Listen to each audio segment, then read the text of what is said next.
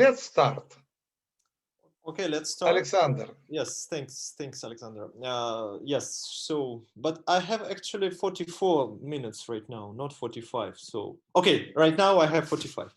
Okay, so should we start our first Russian-British workshop of SPERARE project? By the way, we have a translator, so you can choose translation in the Zoom.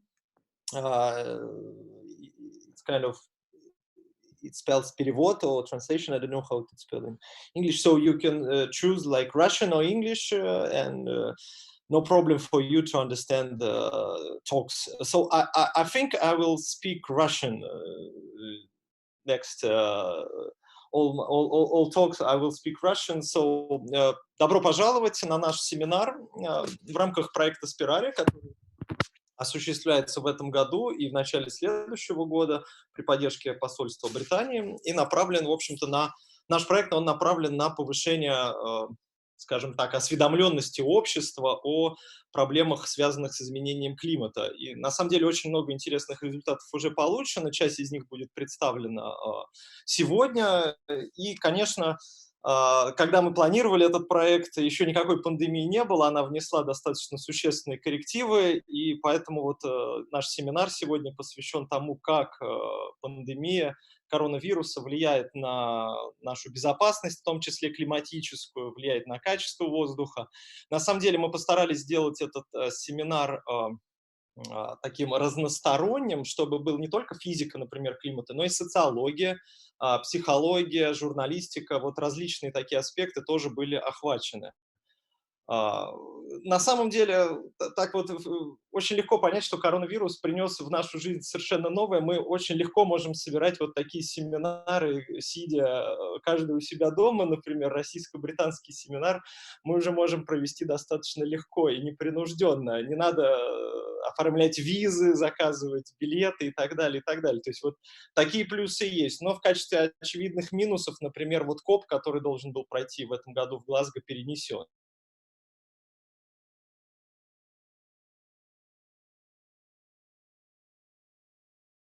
Представитель британского посольства скажет слова приветствия. Спасибо, Катарина. Спасибо, Александр. И да, я искренне рада приветствовать всем на конференции, посвященной влиянию пандемии на качество окружающей среды, на климат и на климатическую политику. И, конечно, спасибо большое Фонду развития и окружающая среда за организацию мероприятия, которое мы сегодня, конечно, поддерживаем. И есть плюсы, вы сказали, Александр, но жаль, что мероприятие как это должно проводиться только онлайн. Это только маленький показатель большего влияния, который коронавирус повлиял на глобальном уровне. И в настоящее время многие страны пытаются найти лучшие решения для восстановления после пандемии. И мы видим, что правительство, бизнес и гражданское общество по всему миру принимают климатические действия за основу восстановления после пандемии. Великобритания, как президент климатической конференции COP26, намерена взаимодействовать со всеми странами для повышения амбиций в борьбе с изменением климата. Эта конференция будет ключевым моментом для объединения усилий всего мира и принятия важных решений для предотвращения катастрофического потепления нашей планеты и восстановления окружающей среды. Мы будем работать с правительствами всех стран и с негосударственными организациями для достижения нулевых выбросов и глобального прогресса в 5 областях: энергетика, природа, адаптация и устойчивость к изменению климата, чистый транспорт и зеленое финансирование. И как президент COP26 мы будем поддерживать устойчивые и экологически чистые меры по восстановлению экономики после пандемии коронавируса.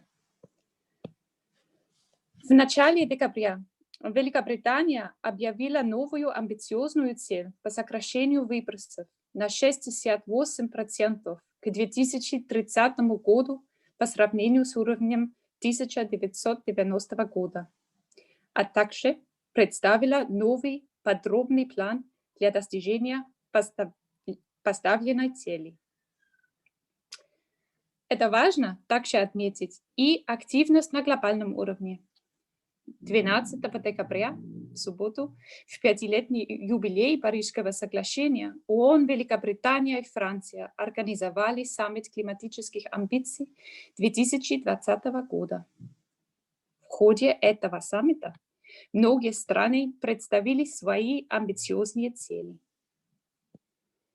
Мы приветствуем шаги, которые делает Россия по борьбе с изменением климата. И мы призываем все страны увеличить амбициозность в этой сфере. Климатическая повестка становится все более актуальной для России, и мы надеемся на дальнейшую продуктивную работу в этом направлении. В свете влияния коронавируса на глобальную обстановку и принимая во внимание угрозу климатических изменений, тема, заявленная сегодня, крайне важна.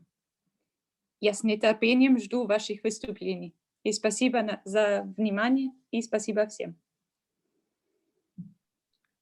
Большое спасибо, Катарина.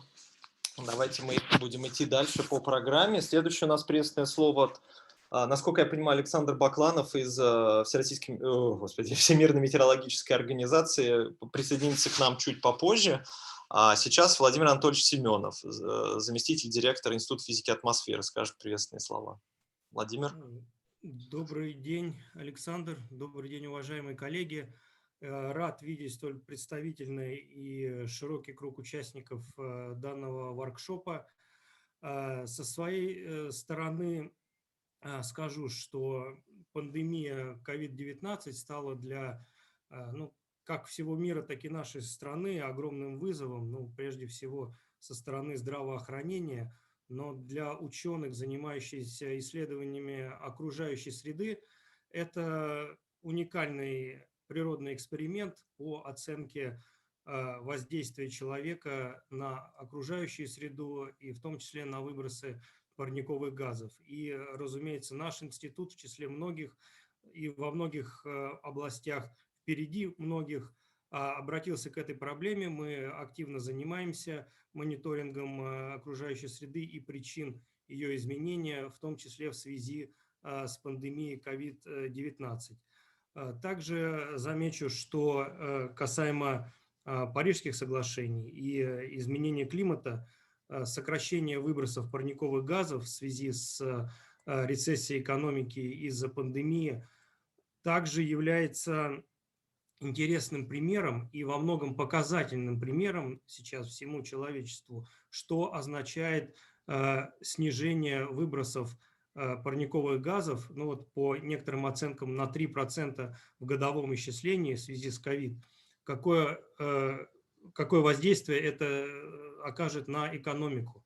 Мы видим миллионы безработных, мы видим миллионы разорившихся предпринимателей. Это, замечу, всего 3%. Просто это такой интересный также и экономический пример, как нам обращаться с экономикой, чтобы предотвратить рост выбросов парниковых газов и, более того, добиться их снижения, что, конечно же, является для нас необходимой и актуальной задачей. Ну и как один из руководителей Института физики атмосферы, я рад вас всех поприветствовать, и мне очень радостно видеть, что сотрудники нашего института играют ведущую роль в таком важном совместном проекте, и надеюсь, что он приведет к фундаментальным, важным для климатической повестки результатам, и, кроме того, повысит уровень нашего международного сотрудничества, в том числе с британскими коллегами, с которыми у нас уже давно сложились дружеские и рабочие эффективные отношения. Спасибо. Спасибо большое, Владимир Анатольевич. Давайте тогда мы перейдем уже к первому выступлению. Александр Самуилович, он, наверное, расскажет немножко чуть больше про проект. И, насколько я знаю, у него есть также приветственные слова еще от нескольких наших коллег. Александр Самуилович, тогда вы вот до 9:15 по Гринвичу или до 12:15 по Москве, а дальше прошу всех тогда докладчиков придерживаться времени по 15 минут на доклад. Спасибо. Спасибо большое. Я сейчас постараюсь прежде всего включить приветствие наших, как сказать, соратников. Вот у нас должно было быть приветствие. Значит, я сейчас попробую показать экран. Сейчас, одну секунду. Так, демонстрация экрана. Вот.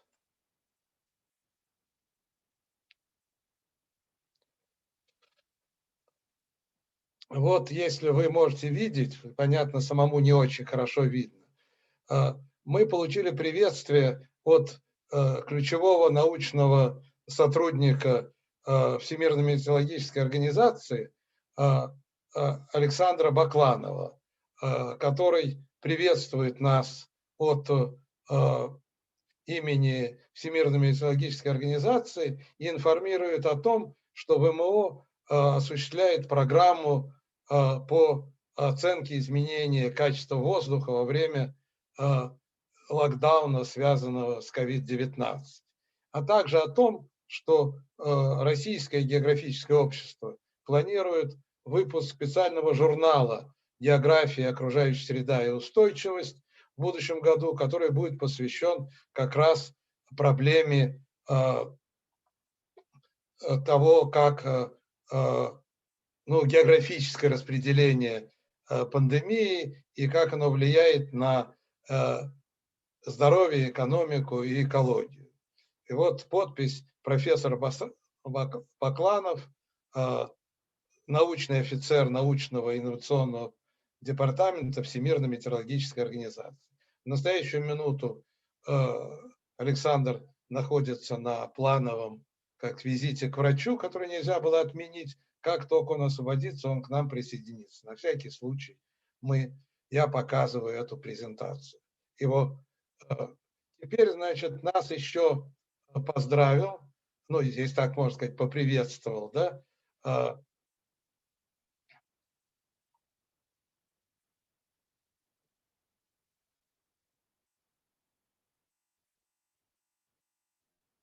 видно, да? Кто-нибудь скажите, видно? Саша, текст? надо выключить вначале старую презентацию, включить новую. Пока видно только старую. Понятно. Сейчас я сделаю тогда. Одну секунду. Я так еще не наловчился.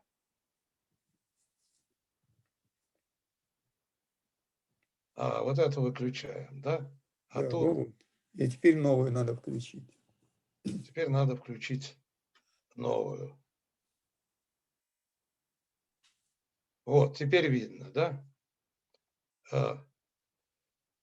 Значит, обращение ко мне, Диа Саша, я прошу прощения, мы очень давно связаны, когда Саймон был руководителем знаменитой программы Leadership for Environmental Development, а я руководителем этой программы для стран СНГ. Вот. И он тоже нас поздравляет, а сейчас он находится на заседании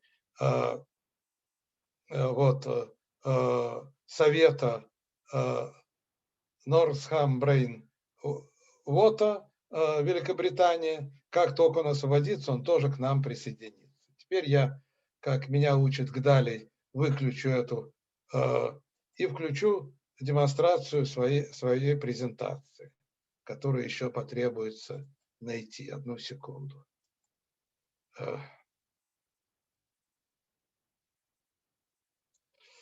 Так.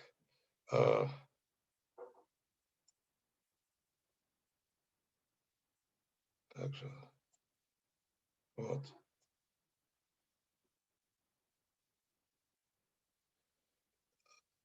Во всю ширину видна или видны боковые эти стрелочки? F5 нажмите еще.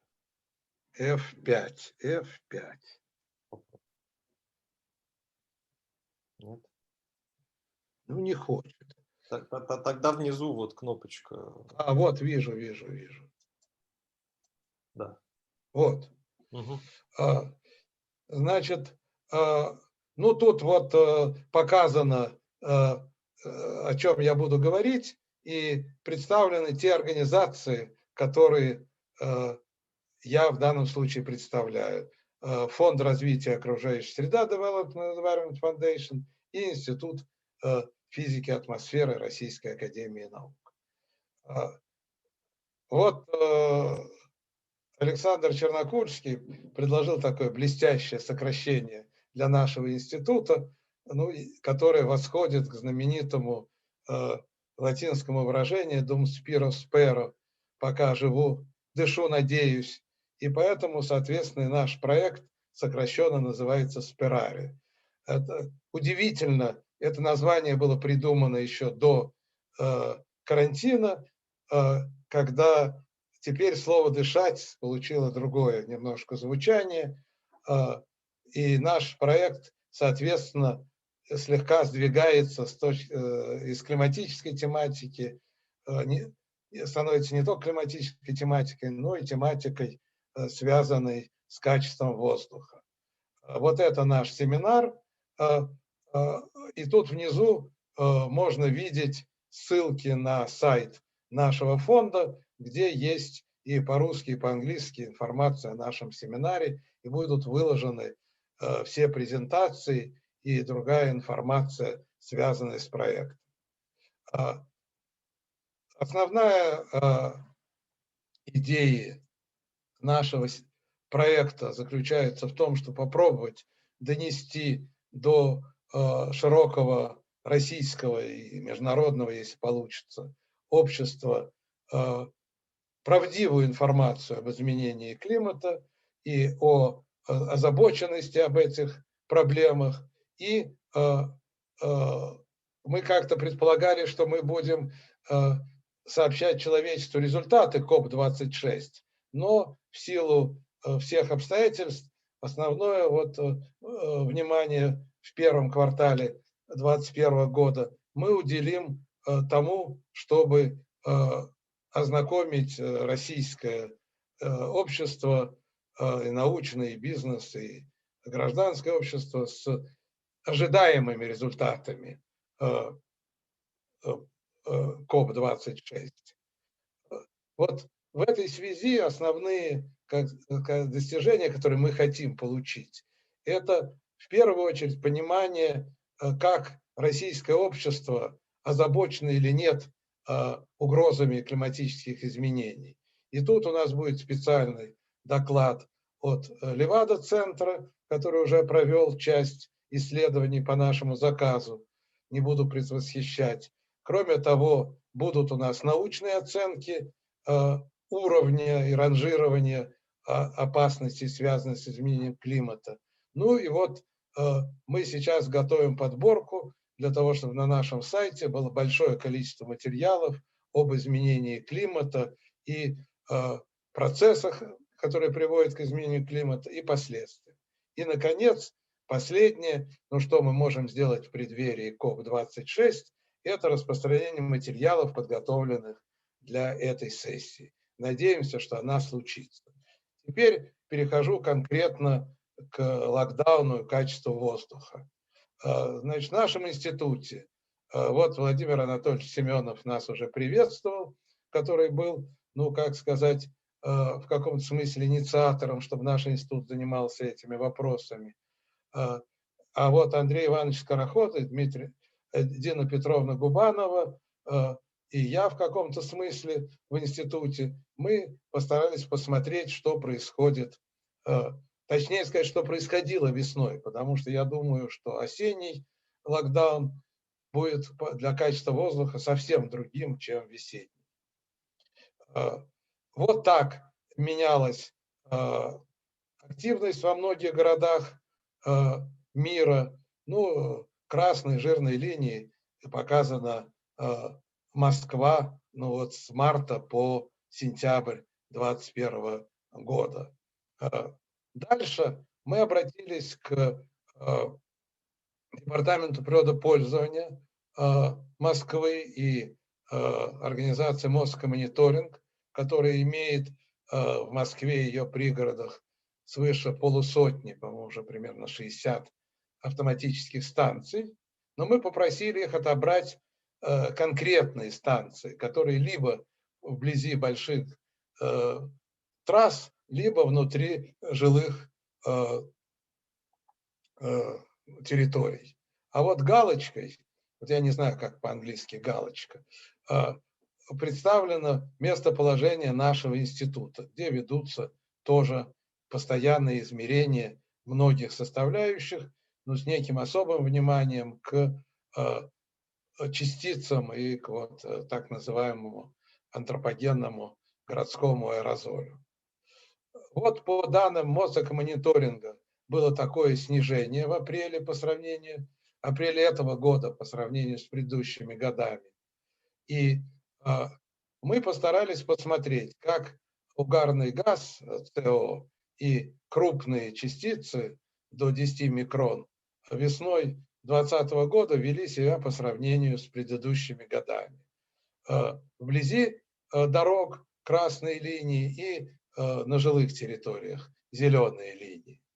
И к этому мы добавили еще изменение давления, от чего стало понятно, какая сложность возникла при изучении этой ситуации. Дело в том, что перед самым началом весеннего локдауна в конце марта 2020 года были очень неблагоприятные метеорологические условия, когда загрязнение атмосферы было значительно больше среднего для этого времени. И вообще надо понимать, что весна скорее всего, самое трудное время для анализа загрязнений.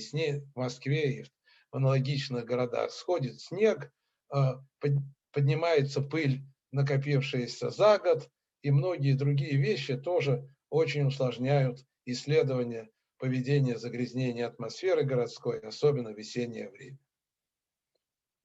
Вот тогда еще не было данных, и мы каждый день обращались к телеграм-каналу Департамента транспорта Москвы, и вот эти серые линии, серые столбики – это транспортная активность. И видно, что вот в конце марта запретили поездки в город, и резко снизилась активность именно личного транспорта. Дело в том, что общественный транспорт передвигался примерно так же, как и обычный. Поэтому важно было посмотреть, как именно загрязнение связано с количеством передвижений на личном транспорте. А вот это измерение, вот эти данные Мосэкомониторинга, а вот эти данные, вот одна станция, то, что показано черным и синим, это станция Мосэкомониторинга в центре Москвы, по другую сторону мы в Москворечье, а это в центре Москвы на улице Спиридоновка. И тут вот очень интересно, измерение красные, это измерение в Институте физики атмосферы весной этого года, а измерение черные, это вот измерение по другую сторону, на другом берегу Москва-реки. И они очень хорошо совпадают, но может быть вот некий пик загрязнения в конце марта наиболее четко прослежен на измерениях в нашем институте. А вот для сравнения тот же период на станции Спиридоновка весной 2019 года. И корреляция практически отсутствует. Есть корреляция между ИФА и Спиридоновкой в этом году почти единица, 0,957, то сравнение разных лет очень маленькое. Это говорит о том, что метеорологические условия определяют очень много. А это уже есть некие расчеты, проведенные тоже в Институте физики атмосферы по известной, преимущественно, так я понимаю, разработанной в Финляндии модели СИЛАМ, которые показывают вполне приличное совпадение наблюдений и измерений проведенных в одной точке, вот в Институте физики атмосферы. Но тут еще добавлено и расчеты среднего по Москве. Эти работы, конечно, будут продолжены, но вот то, что удалось сделать достаточно быстро. Ну и вот я хочу сказать, что вот была уже опубликована в российском журнале «Доклады Академии наук» статья, достаточно быстро вот поданная в июле, рецензированная в августе, принятая тоже в августе, и в ноябре она опубликована. Насколько мы знаем, это единственная пока известная автором статья, опубликованная в российских журналах. Это большая, как сказать, неудача российских исследователей, потому что в других странах опубликовано много исследований, и индийских, и британских, и других. И мы будем продолжать эту работу. Спасибо за внимание. Спасибо, Александр Самуилович. У нас есть небольшое время на вопросы. В принципе, вопрос, наверное, можно писать в чат, я могу их озвучивать. Вот я вижу, что Наталья Евгеньевна написала дополнительную информацию о выпуске JES специальном. Можете ознакомиться, пройти по ссылке. Есть ли вопросы вот по докладу к Александру Самуиловичу Гинзбургу сейчас? Если нету, но мы можем... Видимо, нету. Ладно, если появится, пишите в чат. Мы можем идти дальше. У нас сейчас с нами тогда на связи, я не знаю, вот Ранжит Сохи. Are you here? Hello, yes, I am here. Thank you very much. Yes. Okay, so Ranjit will give a talk about World Meteorological Organization study on the changes in air quality during the COVID lockdown. You have 15 minutes. Thank you very much. Just going to share my screen. Okay, can you see my screen now? Yes, we see. Okay, fantastic. Thank you very much. First of all, can I thank Alexander Ginsberg for inviting me to this meeting. It's an honor to be here. So, and I'm representing a very large community of over 100 scientists who have worked together to pull together a lot of the results on many cities around the world. And I'll give you an overview, a quick overview of where we are and the type of results that we are generating. As we were designing the study for this coordinated study by WMO, we approached many cities. We have now over 50 cities actually who have contributed, and we are hoping to get Moscow results as well. And in the analysis, we've looked at changes across the regions and also comparing the changes in air quality with WHO guidelines. I will give you an example of a modeling case study that we've conducted in the UK.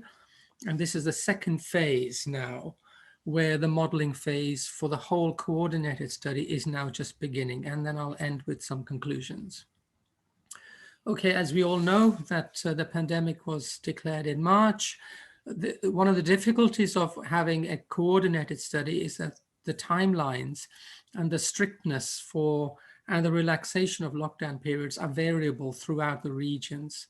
And this is something that we had to address. We defined not specific time periods, but the type of lockdown periods. So we have 5 types of lockdown periods.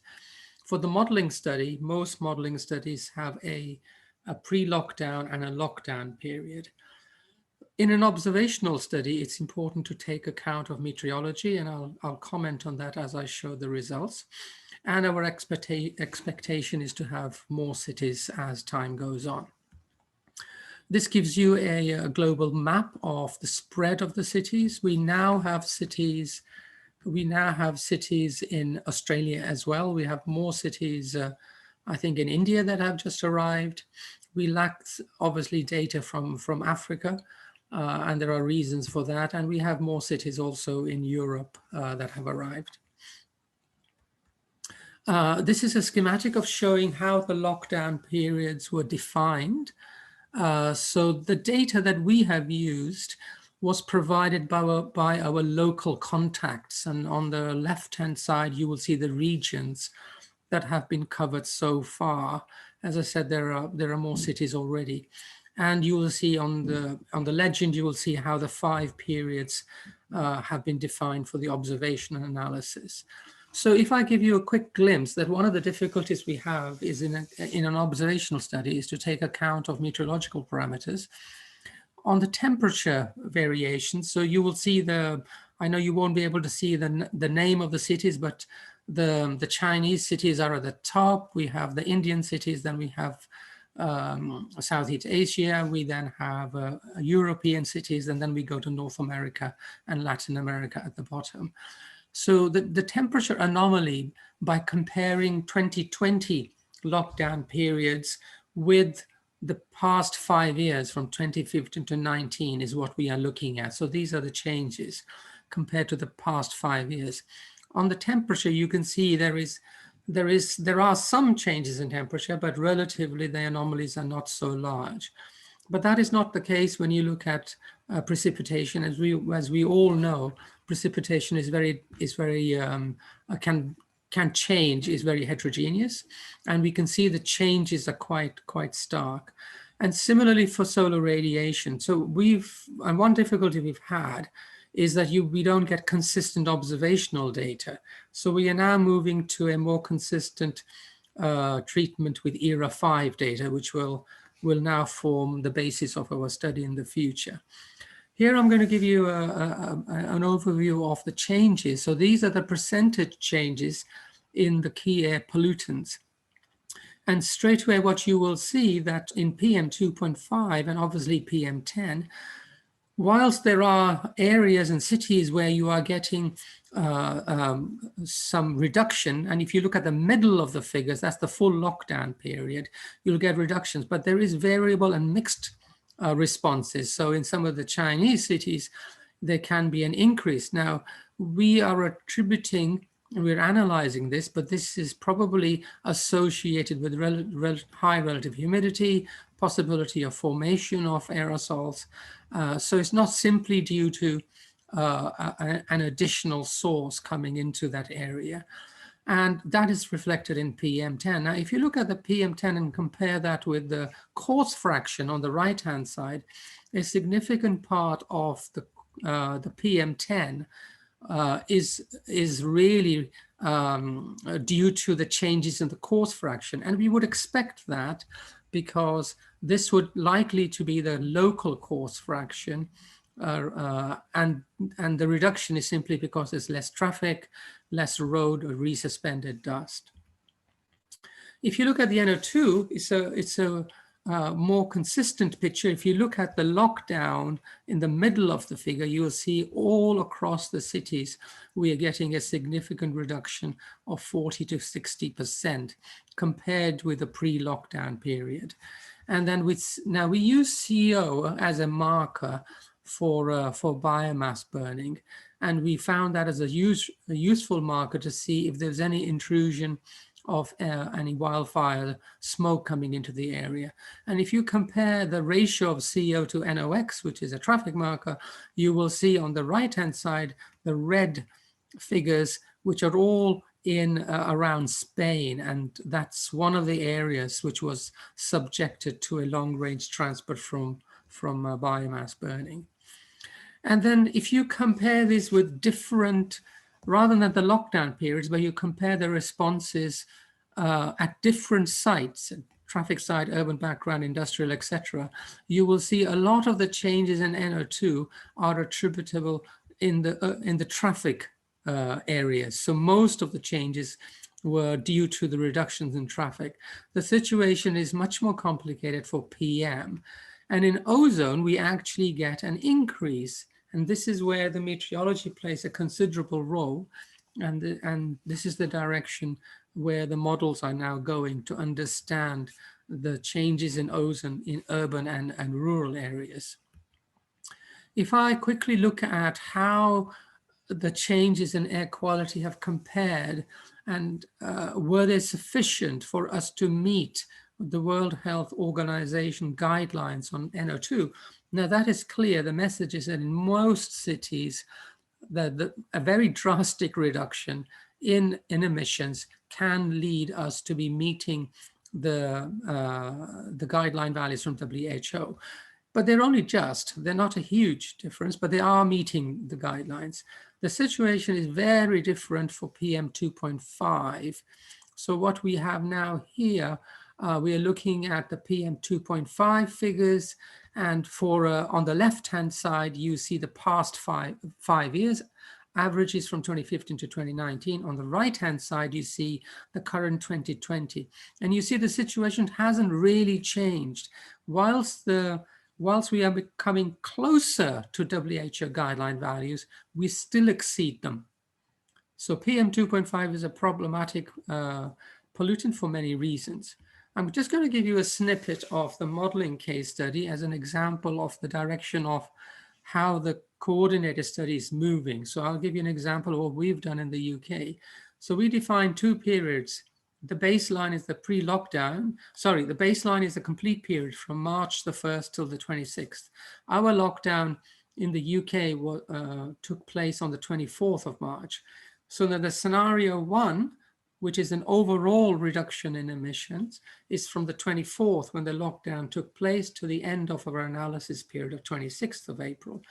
And then we defined a scenario 2 where we chose that the reductions were only due to road traffic. And we wanted to know how much of the changes can be attributed to road traffic. This is just the model setup, so I won't spend very much time. It shows you the domain, the stations we use, the urban and the rural stations to evaluate the model performance. And another complexity that observations struggle with, and this is where the models can cope with, is, for example, around the middle of April, just the second week of April, we had a higher level of air pollution than we normally get for PM 2.5. And this also complicates the observational analysis. And what this shows is that the red lines are the observations, and the green line is the baseline, and the black line, which you probably can't see very well, is the scenario 1. And we can see PM 2.5 on the top and the NO2. And so the models were picking up those episodes quite nicely, so we're very pleased. So what we did was we summarized the results here. On the top, you have the pollutant species, and then you are, these are the histograms for different stations. And the top ones that you are looking at the urban locations for scenario 1, which were the overall emissions. And the bottom one is also urban locations, but the change is only due to road traffic. And if you compare them visually, you will see that almost all of the changes were due to road traffic, not due to other sectors. You will see the ozone signal, and the model is predicting a few % increase in the ozone, and that happens, and I'll show you this in a second, that happens mainly where there is a lower NOx. Similar kind of situations in rural areas are occurring, and again, you're looking at scenario 1 and the scenario 2 for different locations, but less increase in the ozone than we saw in the urban areas. And here I show a spatial distribution. So the middle figure is the ozone percentage change with the overall scenario, and the figure on the left-hand side is the NOx, and the right-hand side is PM 2.5. And you will see that in the NOx and the PM 2.5, you see a spatial gradient. And this is reflected by the density of traffic, the density of people. So as you see from the biggest changes were in the south of the UK, and progressively the changes are getting less. In ozone, you can see the hotspots where the ozone increased, and this is where the NOx decreased. So the red points is where the Heathrow airport is, and on the west, you will see another hotspot where the Manchester airport is, and also on the shipping lanes. So if I put numerical values, you can see that spatial gradient quite nicely. The lower part, which the orangey part, the orange cells are the northern part of the domain, and the rest are the central and the southern part. And if you compare the figures, you can see that the changes are less and you see a spatial gradient from south to north. And just to to conclude, we've now got over 50 cities. Changes have been quantified through observation and modeling analysis. Our models show a change of about 40% in NO2, whereas the observations are showing a change of about 60%. And we note that taking account of meteorology in the observations is quite a difficult task, and this is where the models can actually cope better. As far as WHO guidelines are concerned, the changes in NO2 show that if we take drastic actions, we can meet the guidelines. For PM2.5, we will still struggle in many regions of the world, and this is mainly because PM2.5 is a much more regional air pollutant and not just a local air pollutant. And I'm just going to finally end with the direction we are now taking with this WMO study. As I said, the analysis is extended to more global cities. We are analyzing the secondary species through modeling and process analysis that's underway. And primarily, we want to link the changes in air pollutant species to the emissions changes.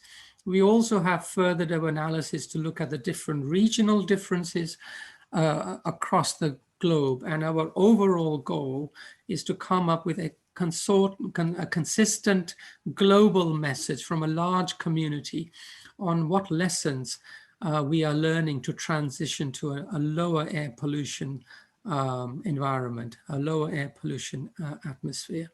And I'll stop here. Thank you very much. Thank you, Ranjit. So any questions to Ranjit? I think it was a very interesting presentation.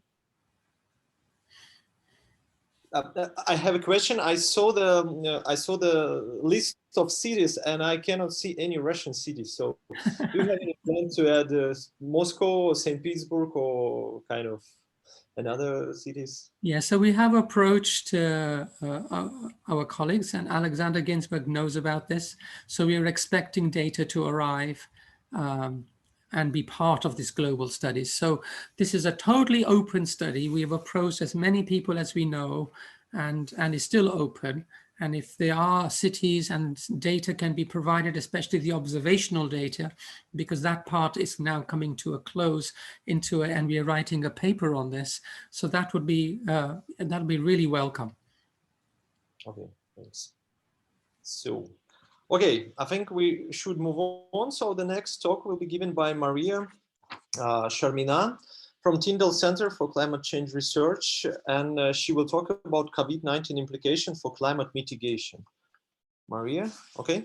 Thank you. Thanks, Alexander. I'm going to share my screen now. And okay, so I hope you can see it. If you can give me a thumbs up, Alexander. Yeah, but could you put it into the full screen mode? Yeah, of course, yeah. Okay, that's great. Yes. Now okay, so thanks very much for inviting me. It's a great honor, like Ranjit said, to present our research, Tyndall research, to this forum. And like Ranjit, I'm also representing quite a large community of researchers, climate change researchers, at the Tyndall Center for Climate Change Research. So before I start talking about the topic of the presentation itself, I'm going to tell you a bit more about the Tyndall Center. So we are celebrating our 20th anniversary this year, founded in 2000. And we have 4 centers in the UK, one in Manchester, where I'm based, one at University of East Anglia, UEA, which is our headquarters. And we also have a center in Newcastle and Cardiff. So we focus on 4 things in our centers. Firstly, emissions reductions from energy systems, and that's where a lot of expertise is based in Manchester, including myself. So I'm an economist by background and an energy system modeler. We also have a lot of expertise at University of East Anglia on climate impacts and adaptation. Public perceptions of climate change are mainly explored in Cardiff, where we have psychologists working on this, and at Manchester as well. And all of us do work on governance of climate negotiations and policymaking. So at Tyndall, we have quite a lot of emphasis on making our research policy relevant, engaging with policymakers, trying to translate our findings, research findings, into real change in legislation. And we have had some successes with that, for example, in terms of aviation emissions, but we have to keep pushing because these are so hard, some difficult messages where we have to make changes. And I'll return to those throughout my talk today. So I'm going to talk about COVID-19 implications for mitigating climate change. So unlike the previous speakers, I'm mainly going to touch on CO2, carbon dioxide, although I will mention NO2 as well, briefly, because it's got interesting correlations with transport, movement, like Ranjit said, and that has implications for carbon dioxide as well. Okay, so let's start by looking at global carbon dioxide emissions. And this is work by the Global Carbon Project, of which the Tyndall Centre is a partner. So this is data from 1960 out to 2020. But we have to be mindful that 2020 is still ongoing, so it's estimates at the moment, the most recent data. And so we can see the dip on the right-hand side in emissions in 2020, a clear dip globally, with the largest emission reductions actually happening in the United States. So their emissions this year reduced by about 12%. In the European Union, they reduced by about 11%. And countries like China and India, I suppose they have not seen such large reductions for different reasons. For example, in China, CO2 reductions this year have only been 1.2%, so not a lot. And there are good reasons for that. Firstly, because China's emissions have been growing very fast prior to this year.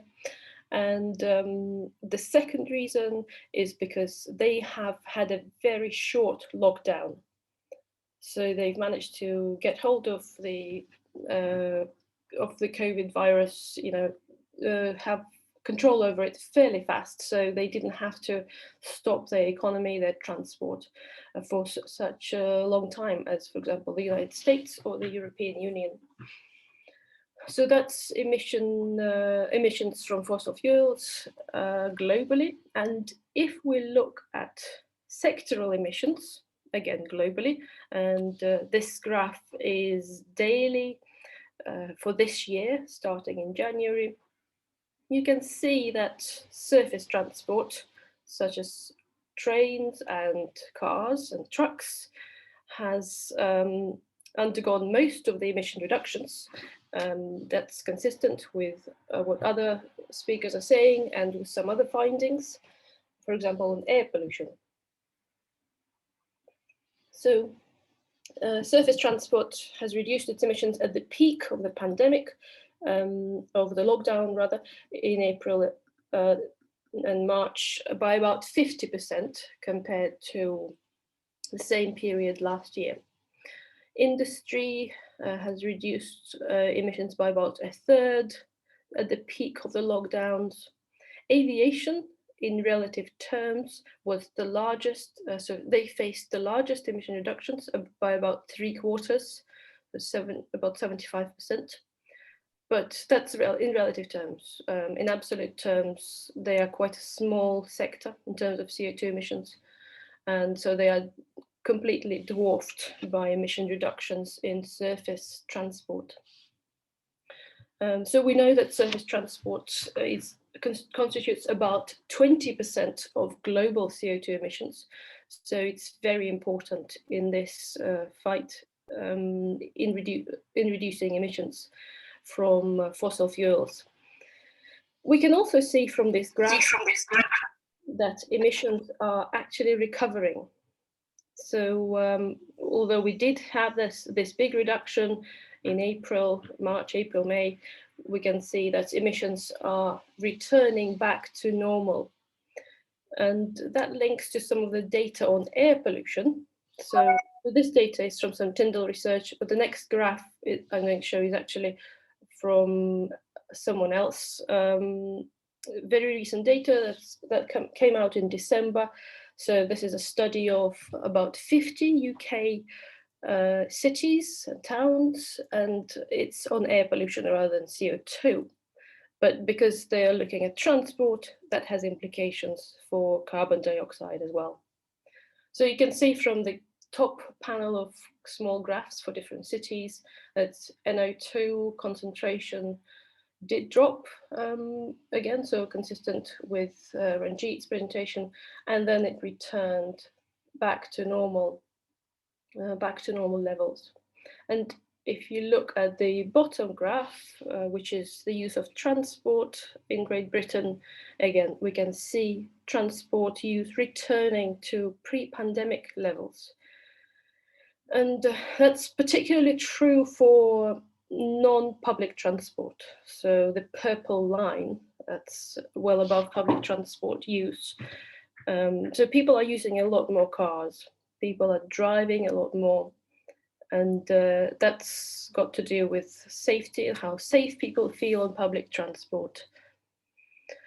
That's quite worrying, because when we think of decarbonizing the energy system, public transport is one of the key areas where we have been encouraging, or governments have been encouraging decarbonization, because using cars is very inefficient. You know, we have 1-2 people per car driving themselves around, instead of a more efficient way of transporting people, whether it's the tube or the trains or buses.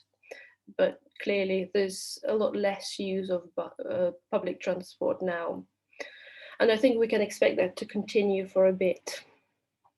So that's concerning in terms of climate change mitigation. So what this bottom graph shows as well is that the changes have been very rapid, and we know that the change in terms of driving or in terms of emission reductions has been behavioral. So it's not been a structural change. Not much has changed in the structure of our economies, not much changed in terms of technologies, so new low carbon technologies. The change has come mainly from behavior being adjusted during the lockdown. And that has implications for how we're going to deal with the mitigation challenge, climate change mitigation challenge, with implications for what policies are going to do in order to help economies to recover from the pandemic. Right, so this is one of our studies that we published in Climate Policy on decarbonizing the difficult sectors of aviation, shipping, road freight, and industry. And we, although it wasn't focused predominantly on COVID, we did touch on COVID and how it's going to affect the mitigation in those sectors. So we've had a look at recommendations from different influential authoritative bodies recommending certain measures for economic recovery. And what we saw, sadly, is that a lot of them focus on technological supply side options mainly. So that's by contrast to what I've just discussed, in the sense that behavioral changes, so demand side changes, have been the biggest influence on the emission drop so far. So we know that technological supply side changes are necessary. For example, renewable energy technologies, energy storage, even carbon capture and storage. So they are essential, but they do take time to to be implemented, to be built, to become part of our infrastructures, while behavioral changes are happening a lot faster, as we saw this year. And to mitigate climate change, trying to aim for this 2 degrees C threshold, or even 1.5 degrees C threshold, so the threshold between dangerous and, I'd say, very dangerous climate change, we would need to use both technological supply side options and behavioral changes. So that's quite important to emphasize and to keep pushing that message in terms of addressing those emissions. So to summarize what I've just discussed and see if you have any questions. So we know that global CO2 emissions dropped by around 7% globally compared to last year, and that's an estimate so far, so we'll know more precisely in 2021. So 7% is a massive number compared to emission reductions globally we've had so far. So it's the largest relative emission reduction since the Second World War. And in terms of absolute emission reductions, it's the largest reduction ever. So we've never had such a big reduction in absolute CO2 emissions on record. And that shows that it's had a lot of influence, the lockdown. But if you still look at the number, 7% is really tiny compared to what we have to do to get to this 2 degrees C threshold or 1.5 degrees C threshold. And I don't know what your experience have been like, but here in the UK, life completely stopped, when we had the lockdown. So people didn't go anywhere, there was no transport. I think that was true in a lot of other European cities. And that only led to a 7% reduction. So clearly we have to make some drastic changes to maintain that emission reduction and maybe even increase it. All right, so a lot of that emission reductions came from transport emissions, particularly from surface transport like cars, trucks. And a lot of that CO2 change was due to behavioral changes rather than structural changes. What we have seen recently since early summer is the increase in the use of private transport in driving, which is a worry for emission reductions. And particularly if that continues into the new year. So, and people start acquiring these new habits, of not using public transport. And another concerning thing is that many economic recovery recommendations build on supply side technological options mainly.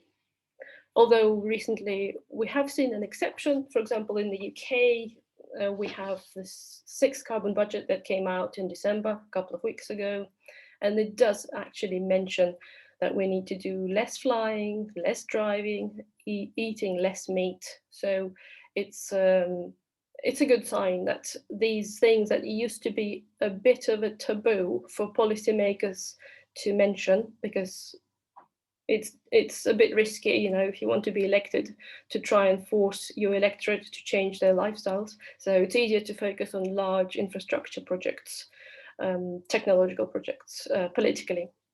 So that's a good sign. Another good sign is that we have seen that priorities can shift very quickly, very promptly when we have an emergency. And I think our job at the Tyndall Centre and potentially other scientists as well is to show that climate change is an emergency. So far, I think it hasn't been treated as such. And we know that changes can be quick at different levels. So individual levels, community, and also government investment, which is very important because decarbonizing our energy system will require a lot of investment and redirection of potential government subsidies from other sectors. Okay, so that's some references for you if you're interested, and I'm happy to take any questions. Okay, thank you, Maria. I see one question in the chat. So from Natalia Chubarova, what is the method for weather correction of NO2 species? Maybe I think maybe you can type the answer. Yeah. Or, Well, I can know, say that I don't know. I don't know the answer to this question because this study hasn't actually been done by Tyndall. It's outside of Tyndall, but I thought it was very good for showing some correlation. But the references are in the presentation if you would like to look up that report. Thank you for the question, Natalia. Okay. Okay, so I think I see to the time, so we should move on. And the next topic will be given about very, how to say, remote implication of the COVID-19. It's the implication of the COVID-19 pandemic for Antarctica. The talk will be given by Peter Conway from British Antarctic Survey. Peter? Okay, let me attempt to share screen like everybody else.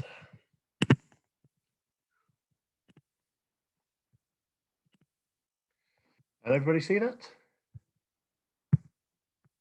Yes, it's okay. Okay, that's all good. Okay, right. Like the other speakers so far, I would like to start by thanking Alexander, the organisers, very much for the invitation. This is a very different forum to where I would normally sit. I should also mention that my own increasing links with Russian researchers have been encouraged through the UK Science and Innovation Network, which is another initiative in Russia run through our embassy in Moscow, and in particular encouraging collaboration and the involvement, interaction with early career researchers in both countries. As you can see, I'm a member of the British Antarctic Survey. I'm an environmental scientist. I'm a terrestrial ecologist, basically, but I've got particular interest in biological responses to change, and that includes, but is not limited to, climate change, and also human impacts to the natural environment. And we have research interests both in the Antarctic and the Arctic.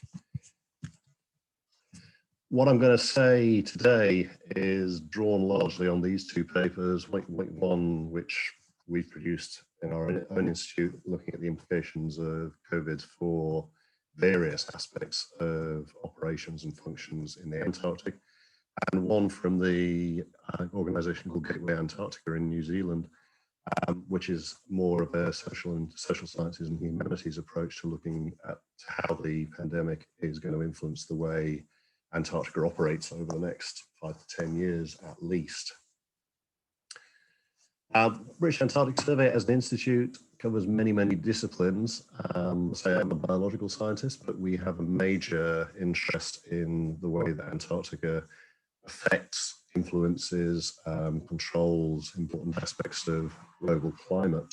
And that will underpin quite a few of the scientific comments I make during this, this presentation. Antarctica itself, it seems like a very long way away from here. As we stand, it is the only continent that we think is virus-free. Antarctica was lucky in that respect. As the pandemic was declared in March, the summer season down south was coming to a close, and operators were taking their stuff out or either closing down or winterizing stations. There are a number of stations, obviously, that are year-round operated. Some operators deliberately ended the season early because they were aware that international travel restrictions were going to come in pretty quickly. Having said that, many of the personnel coming out of the Antarctic still faced very long homeward delays. They were at the forefront of the problems of achieving international travel. Some operators, including BAS, brought their remaining staff home by ship, which took a couple of months. Some people didn't even get back till July. It's worth commenting, some of the early COVID outbreaks were associated with cruise liners, like sort of virus incubators. At least one Antarctic cruise ship did carry passengers who became COVID positive during the cruise. So the virus has entered Antarctica. It just doesn't appear to have actually infected anybody on land or be detectable there at present. And Antarctica is protected by its physical isolation, the distance, and the marine and atmospheric circulations around it. What I'm going to do is, slightly different format, I guess, to the previous speakers, but I'm going to run through a series of subject areas looking at how we function in the Antarctic and how that may affect the the way that Antarctica can inform, can support research, can affect the rest of the world. As things stand for the current Antarctic season, we're actually mid-season at the moment, most Antarctica operators are running a very much reduced season. Effectively, they're just resupplying the permanent stations, exchanging the wintering personnel. Some operators have cancelled their, or some are only operators have cancelled their seasons altogether. Travel is still severely limited by closure or very strict quarantine requirements of the gateway countries and ports. Some countries are simply not open. Others have got very extended and strict quarantine requirements if you can get to the country in the first place. Important to realize that in the Antarctic, the stations and the vessels there do not have medical facilities for critical care. So safety of personnel and the medical aspects of COVID are a very high priority for the operators working in the region. I should say many of these points also apply to research or to operations in the Arctic as well, around the northern Russian coast, Scandinavia, Svalbard, Greenland, and northern North America. In the Arctic, stations and settlements, because there is a native population in the Arctic, are open, obviously. But as we're all aware, access in most countries is largely limited to national citizens and residents at the moment. The tourism industry has been particularly heavily hit, with virtually all cruise and international tourism cancelled. In terms of science, the reduction in logistic activity very plainly has a big impact on planned scientific work in the current season. There is a priority to try and maintain some long-term data series. This is particularly relevant to climate data series, and this feeds into global modelling of climate change and monitoring some of the sort of variables that have been illustrated in slides in the previous talks. Antarctica is not completely shut. Some of the gateways are operating, but with very strict quarantine and testing requirements, I say. But there is probably a 60 to 80% reduction in the number of science staff going to the Antarctic in the current season. Another practical consequence of the limitation in travel is that even the countries that are operating are limiting participation in these operations to their own nationals and residents rather than to incoming collaborating scientists. This is actually quite a break on collaborative research in the way that we're normally used to doing it. Having said that, some collaborative support is being offered. An example being up on Svalbard, the SIAS organization on Svalbard is trying to find ways to support on the ground work that would have been carried out by other nationals who work up there. The prognosis for the next year in the north and 18 months' time in the south, so this is going to go on for a while, is poor. Something that we see in Britain, I think we see in a lot of the rest of the world. I mean, most of our science is grant funded. Many funded grants are already subject to extensions or delayed starts for the simple reason that lockdown stops you actually getting into offices and laboratories to do any work. However, there is a reality that some are lost altogether. It's impossible to actually extend them or delay them. Again, affecting international collaboration. International programs such as Interact, a program that gives transnational access to research stations in the Arctic. While the program is functioning, the ability of people to take advantage of these transnational interactions is on hold at the moment. And in the South, the Scientific Committee on Antarctic Research is facing the same problem. Until the ability to move is restored, there are very, very strong delays to practical collaboration. There is increasing concern, certainly in the scientific press, for the potential of losing a generation of graduate students and early career researchers simply through the inability to take up positions and achieve their qualifications. Universities are already experiencing doctoral students simply giving up because they don't see a future.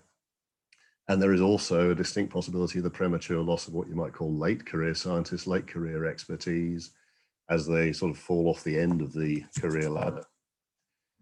International collaboration is a central feature of polar research, possibly more than in many other research areas. The practicalities of working in both North and South polar regions are often beyond the abilities of an individual nation. And for a given research area, simply getting access to a sufficient number of sampling sites, recording sites, whatever your study area is, really does require interaction across national boundaries. It does allow very positive and productive interaction, and historically this has been seen to continue even through what geopolitically very challenging times, and arguably the world is in one of those challenging times even before COVID happened. An immediate consequence of COVID, as noted, has been the loss of direct international meetings. As a result, we have meetings like we're having today. There is a sort of a plus side to this. But even meetings like this have limitations and don't allow the sort of interactions and the sort of ideas catalyzing that many face-to-face meetings do. Another positive, and researchers do have initiative, is many institutions are reporting a surge in collaborative writing. We can do a lot online, taking advantage of existing data and materials. That only works as long as you have existing data and materials. But at my institute, BAS, our library is saying that we've actually run out of our publication budget already this year, which seems rather a strange thing to be happening. Some major international polar activities have been successfully completed. There's been quite a lot of publicity recently about a year-long expedition called Mosaic, based on a German ship that was frozen in the Arctic, essentially to drift across the North Pole over an entire winter-summer period. And that had extensive and very, very complex collaboration between Germany and Russia and many other countries partaking on the ships that were involved. Having said that, other very major and actually fundamentally important projects in terms of understanding climate change, like the Thwaites Glacier project in Antarctica, which was in the US and the UK, that is, although it has started, that is now on hold for at least a year because we cannot get the logistic support and the scientists into that particular isolated region of the Antarctic. Just to mention briefly tourism, polar tourism is largely ship-based. There is a carbon footprint there, very plainly. Anything to do with ships has a carbon footprint. In terms of COVID, it's a particularly vulnerable industry because it has an older and therefore more vulnerable demographic. And there is also, again, the need for international travel to reach departure points. Simply, it's not practical to run the tourism industry at the moment. This current southern season is virtually completely lost. Last summer in the Arctic was also virtually completely lost. This winter in the Arctic, there is a limited amount of within-country tourism, so within Scandinavia, within Greenland, and associated with Denmark, that sort of thing. Very little international travel to access Arctic regions. So again, an industry that is severely struggling. The prognosis, practical prognosis for the next 1 to 2 years is more or less the same as it is now. It is very poor. Vast uncertainties, and all depending on international travel restrictions, when gateway ports open, how the insurance industry responds to any resumption in travel, and very plainly the return of customer confidence. Would you have the confidence to go on anything of this sort at the moment? There are environmental implications to all of this. Short-term, mid-term, reduction in human presence and activity. Now, the carbon footprint, if you like, or the pollution footprint of activities in the polar regions is generally low compared to the rest of the world. But human presence poses environmental threats, pressure on ecosystems, various forms of disturbance and damage. So for a short time, these ecosystems are likely to have a little relaxation from human pressure that they do experience, but this is likely to be short-lived and unlikely to have a significant long-term impact. In human terms, the reduced logistic ability in these regions means that we have reduced ability to respond to environmental incidents. In the north, you might consider that mode includes shipping or air accidents or shipping accidents on the increasingly used northern sea route. But search and rescue capacity, the practicalities of organizing that in an international context, never mind in an international space. Operators are positive, have been forced to consider the use or more use of remotely operated technology, a lot of monitoring stations. But in polar regions, you can't simply plonk these in and leave them and they look after themselves. They need maintenance, they need digging out of the snow, so on and so forth. There is concern as to whether COVID can enter wildlife populations. There's no reason to suspect it can't, but there's not a lot of evidence that it has. And this could involve human assistance, or it could happen completely independently of what we get up to. I think, as noted, the short-term impact on global carbon emissions is very, very small compared to human impact on climate today. We have a lot further to go on that, as the previous speaker said. And just briefly, governance, how the polar regions are governed differs in the north and the south. South is run by an international treaty. The lack of meetings, the lack of ability for big international meetings to take place other than online has put quite a brake on decision making in both north and south regions. Governance has to deal with the funding implications of the expected global and national recessions. We're already seeing that, and the potentially vast recovery costs from the pandemic. Questions of food and energy security may actually put adverse pressure on environmental management mechanisms, particularly from fisheries and extraction industries, both important in some parts of the polar regions. And the last slide, where do we go in future? I think it's fair to say that we generally realize that the major impacts being restricted to a single season is not a fading hope. It's going to be multiple years. Already we know from operational planning that the logistics side of polar operations will be impacted very heavily over at least the next 2 to 3 years, and there are already examples of that being planned up to 6 to 8 years. The tourism industry is likely to face almost complete loss for up to 3 to 4 years. That questions its ability to survive. In that the pandemic trajectory is still rising globally, travel restrictions are likely to last a long time yet. They do affect resource sharing and use. They will affect collaboration for an extended period. And a final key challenge, we're all focusing on COVID in the short term, is we must remember, and again, as the previous speaker emphasized, we need to, or governments need to, maintain environmental research funding. That includes climate change, but is not limited to it, and look beyond COVID, because if environmental research funding is cut, we lose the expertise, we lose the ability to carry out the very analyses that we're talking about. So, thank you for listening. This is my funding, and thanks again to the Science and Innovation Network and the Moscow Embassy for supporting my involvement. Okay, thank you, Peter. So, any questions? Actually, we should move on because of the time. So, if you have any questions to Peter, you can put it to the chat. So, the next talk will be given by Cameron Harrington from School of Government and International Affairs of Durham University, British Pugwash Group. So, the talk will be given about COVID-19 and climate security policy. Cameron, are you here? Oh, okay. Yes, we see you. Thank you very much, Alexander, and thank you for the opportunity to speak with everyone today. It's been an honor, and I've certainly enjoyed the diversity of presentations. I'm learning a great deal. By way of background, I'm an assistant professor of international relations at Durham University, and I'm not technically a member of British Pugwash, but I do belong to Canadian Pugwash Group, so close enough. So I'm going to start sharing my screen here, and I will be going through the issue of COVID-19 and climate security policy. I've broken the talk up into 3 main components. The first is to discuss the concept of climate security more generally and its contested nature specifically. Then I'm going to switch over and talk a little bit about climate security policy trends. And I'll end with an examination of what I think are deep intersections between climate security and the COVID-19 pandemic. I think it's really important to note those similarities and differences. Finally, I'll conclude with just a small brief comment on potential pathways forward.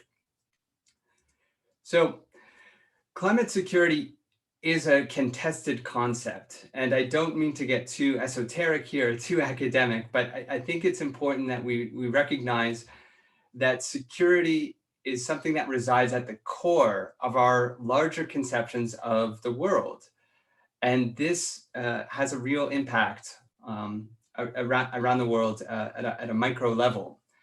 So traditionally, statist views of security have increasingly been supplemented by alternative forms of viewing security, about what security is, what it is meant to do, and how we might achieve it. So here I'm talking about human and potentially ecological security as a supplement to a traditional statist view.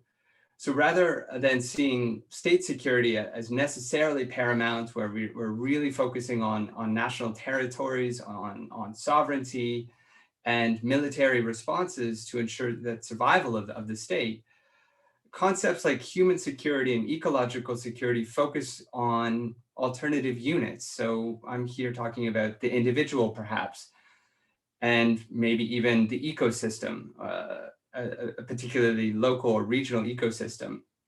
Doing so, switching that lens allows us to bring in a number of different dimensions that otherwise would be absent from a security analysis. So here I might be referring to things like food availability, energy security, environmental security more broadly, poverty, inequality, those kinds of things. And looking towards security to allow us to secure basic human needs, and allowing us to bring in a range of policy mechanisms that might be defined, as soft or preventative, rather than hard security measures that really do focus on let's call it a military perspective. So climate security doesn't really exist outside of what we make of it. And I think the fact that this workshop, is titled climate security, or the title revolves around the topic of climate security, but we have so many different interpretations of what that might mean and where that might lead our analysis. So, in terms of the academic literature, it should be acknowledged that this is a very long conversation that's taken place over decades, and we are seeing a tendency to view security much more broadly. This is particularly true since the end of the Cold War period, and we have this inclusion of issues like the environment, of health, of population, all of this being brought into security discourse, and generating a great deal of funding, I might add, as well. So governments and other funding agencies are really supportive, seemingly supportive, increasingly so, of this expansion and this broadening of security. So climate security fits into this. Now, when talking about climate security policy, I think we should see that the last 10 years as being really quite significant in terms of bringing climate security to the forefront of security policy more generally. Many more organizations are involved with this concept. Previously existing organizations and bodies now incorporate climate security into their policy and strategic outlooks. And this is reflective, I think, of this general uptake across society of some conception of climate security. Now, the dominant trend, if you want, you could talk about seeing climate security debates at the UN Security Council being getting prime slots at conferences like the Munich Security Conference, which really are important in terms of generating a discourse about security. Now, the important thing here is to see climate change being positioned positioned as a threat multiplier.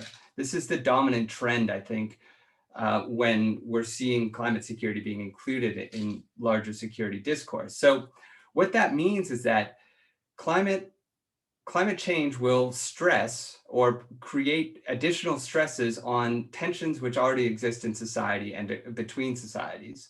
So things like rising seas, water scarcity, extreme weather events, biodiversity loss, all of those impacts will pretty much contribute to existing strains that are already present. So I don't think there are very many credible sources that might directly link climate change to an outbreak of war, for instance. But it is generally accepted that the effects of climate change already are and will continue to contribute, continue to combine with other factors, food insecurity, mobility, all of that, to make a bad situation worse.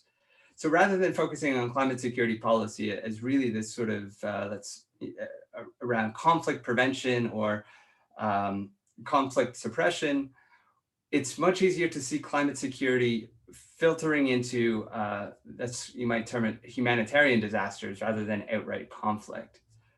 So this fits into the trend, I think, amongst military planners to pivot slightly, not aggressively so, but pivot slightly towards focusing on civil emergencies rather than outright international war or international conflict. So the policy folks really do care a lot about what climate change matters for the military, of course, as well.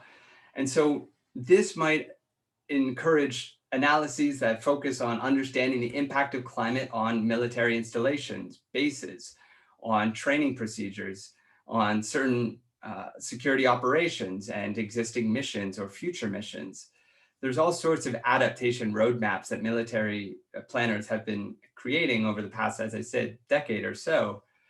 But even so, the national security concerns from climate change are in fact a little bit more predictable than other threats. We have a good grasp of the science. We have a general understanding of likely or most likely trajectories over the next few decades. So military planners do have, I think, a better data sets in terms of what the outcomes might look like in terms of the climate.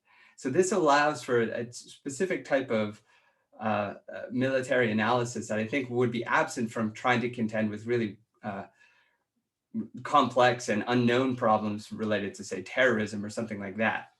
Now, quickly, I do also want to mention there are some inherent dangers of looking at climate security specifically. The first is that you have a potential for securitization of climate.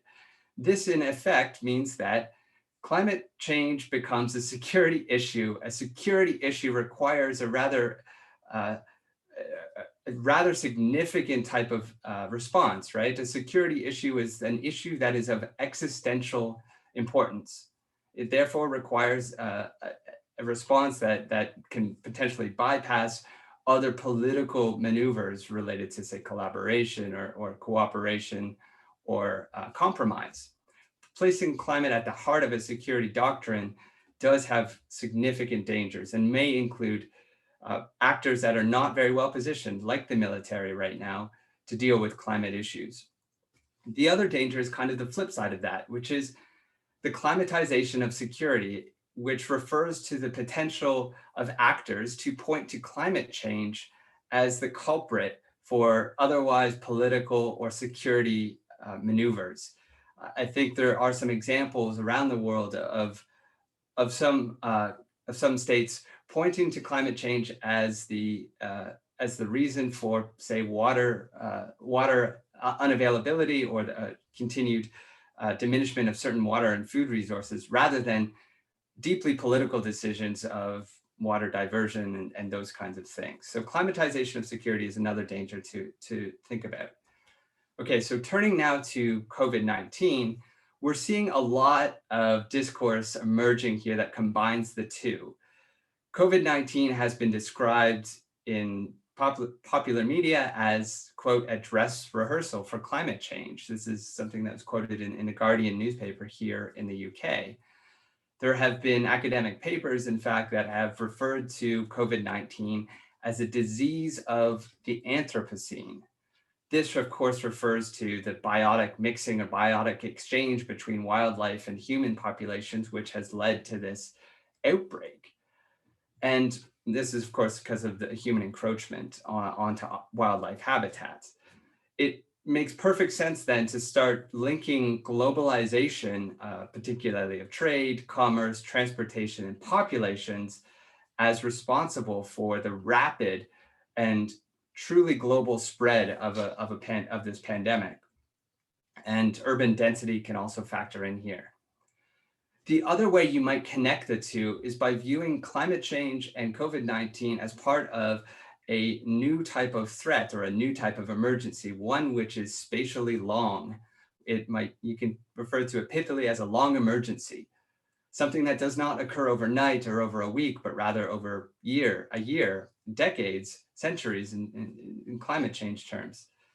We also have a potential here to start thinking of climate change and the pandemic in tipping point terms, where you have a point where irreversible change is occurring. So to sort of the idea that the pandemic is no longer containable, it has to be suppressed, or we have to allow for general circulation amongst the population. The same thing can be said for baked in climate change to come, no matter what we do now.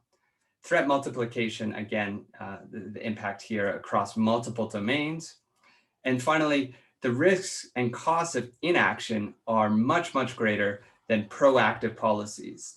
We may know that, but politically speaking, it doesn't really make it any easier to pass on certain proactive policies. It's often a political death sentence, if you will. There are some important differences I want to get through as well here, though. The two are not conjoined.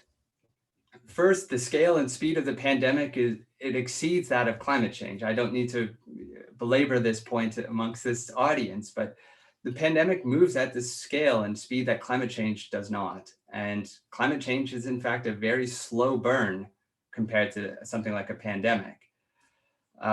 The other component here is that pandemics have a longer human history. We do have some historical examples of pandemic spread, which one might turn to.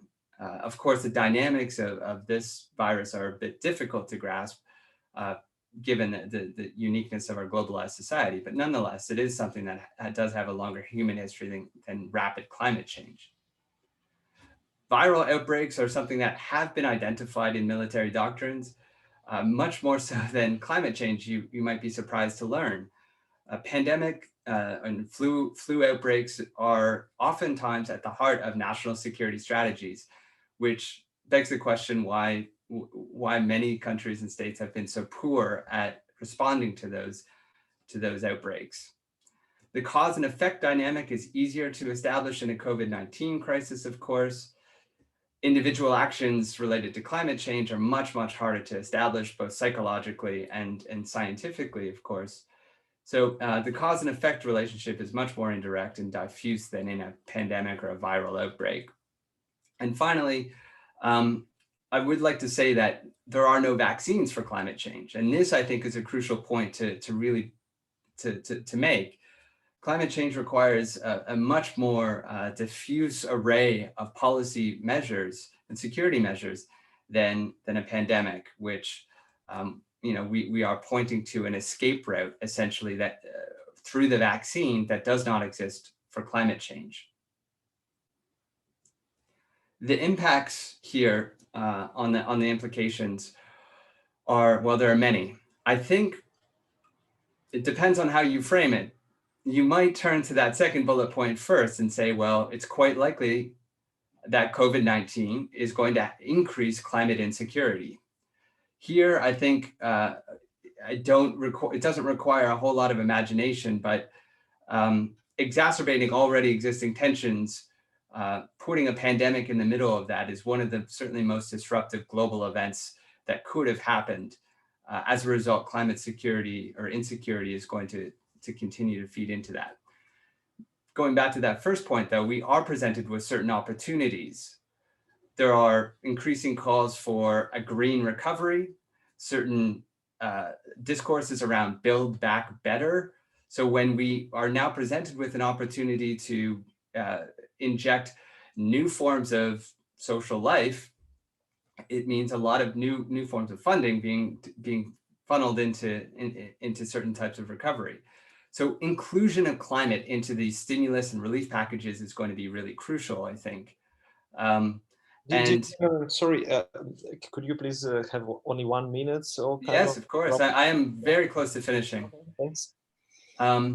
The solution here is by viewing climate change not as an issue, but as an era, and reorienting certain security priorities and objectives, certainly directing funding towards climate resilience, increasing cooperation, and including multiple lenses of climate security into military and security operations. So here's the overall conclusions.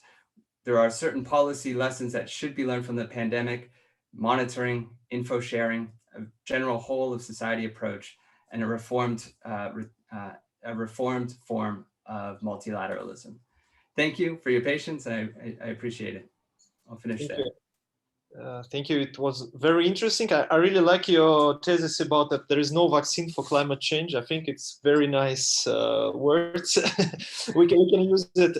But we do not have vaccine, but we have some drugs. And the idea is to say to society that you need to take these drugs. And so because of that, we should move on from physics to society. But before moving this, I want to give give some time to Alexander Baklanov, who says some words from World Meteorological Organization. Hello, everybody. I'm sorry that I was not able to join the workshop from the beginning, but just followed last lectures and see what it's really important and very interesting. Of course, I'm happy to welcome the important workshop what you organize. The pandemic covers actually all sectors of economics and social life and all continents and most of countries. So of course it is very important, and international collaboration is extremely important, and especially this bilateral event between UK and Russia is a good example of such international collaboration. Of course, United Nations also works very actively with different aspects of impact of a pandemic on climate as well, and the WMO organize several working groups and initiatives to analyze different aspects, in particular seasonality effects and also interaction with climate in both directions. And of course, as already mentioned, it impact of this lockdown on greenhouse gas emissions and atmospheric pollution. And Professor Soki already reported about the last problem for impact on atmospheric pollution, and he's leading one of the such group for WMO size advisory groups. And of course, also important what we can report, and you can see the last WMO greenhouse bulletin where main trends of CO2 concentration globally analyzed. We see what this small variation of emission greenhouse gases is not impacted seriously to main trends, because it's of course for long term it is a very small signal, and unfortunately the concentration of CO2 still increasing, and the problem of climate change is still extremely important. We have to put efforts for solving this issue further. And also from this COVID pandemic, we have, of course, learned some lessons for future, and also it's give some new opportunities. And just Cameroon just mentioned it about very important what this situation can open some new opportunity for green recovery. And of course, we can use this way and put efforts of scientists to help different aspects.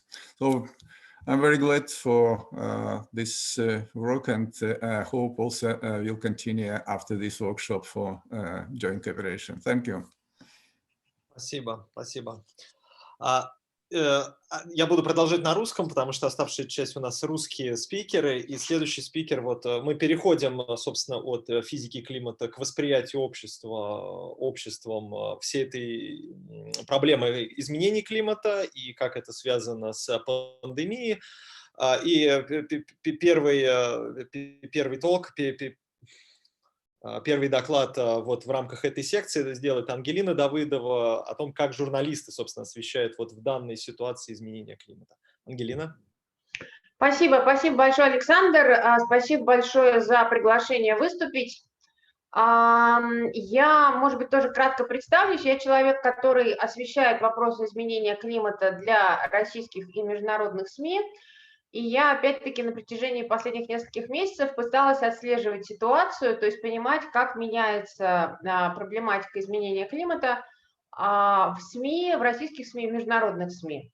Я расскажу вам чуть-чуть про международную картину. К сожалению, по российскому освещению СМИ у нас пока не было сделано подобного анализа, поэтому я просто поделюсь своими соображениями, своими мыслями, которые у меня возникли за время работы в этой теме в последнее время. Итак, в общем-то, самый такой полный анализ освещения климатической темы по разным странам и регионам мира мы видим на этом ресурсе. Это медийно-климатическая обсерватория, которая регулярно отслеживает освещение темы изменения климата на протяжении многих лет, как мы уже здесь видим, да, по самым разным регионам мира. Соответственно, если бы мы с вами говорили сейчас не в декабре, а, скажем, несколько месяцев ранее, то тренд, безусловно, был бы однозначен. Да? Мы видим 2000 год, в целом очень резкое падение изначально в освещении этой темы, но потом на протяжении второй половины 2020 года, и особенно к концу 2020 года, у нас все-таки наблюдается очередной и очевидный рост вновь интереса к теме. С чем это связано? Связано это, конечно, преимущественно с целым рядом политических заявлений, целым рядом политических форумов. Как мы опять-таки знаем, прошлые выходные ознаменовались 5-летием Парижского климатического соглашения, а также виртуальным климатическим саммитом, который проходил 12 числа, на котором представители целого ряда стран сделали соответствующие политические заявления о новых целях, о углеродонейтральности. И вот эти вот заявления мы слышали как на самом саммите, так и на протяжении последних нескольких недель. Да? То есть и Евросоюз повысил свою цель и объявил о новой установке, новом ориентире по снижению выбросов парниковых газов на 2013 год. И подобные новые заявления были от Китая озвучены, от Японии, от Южной Кореи, то есть от целого ряда стран. Соответственно, как бы обобщая тренд, действительно снижение сначала на протяжении где-то первой половины года и начала осени, и потом все-таки рост. Да? Это, в принципе, вот такой довольно-таки интересный, как мне кажется, такой довольно-таки интересный тренд.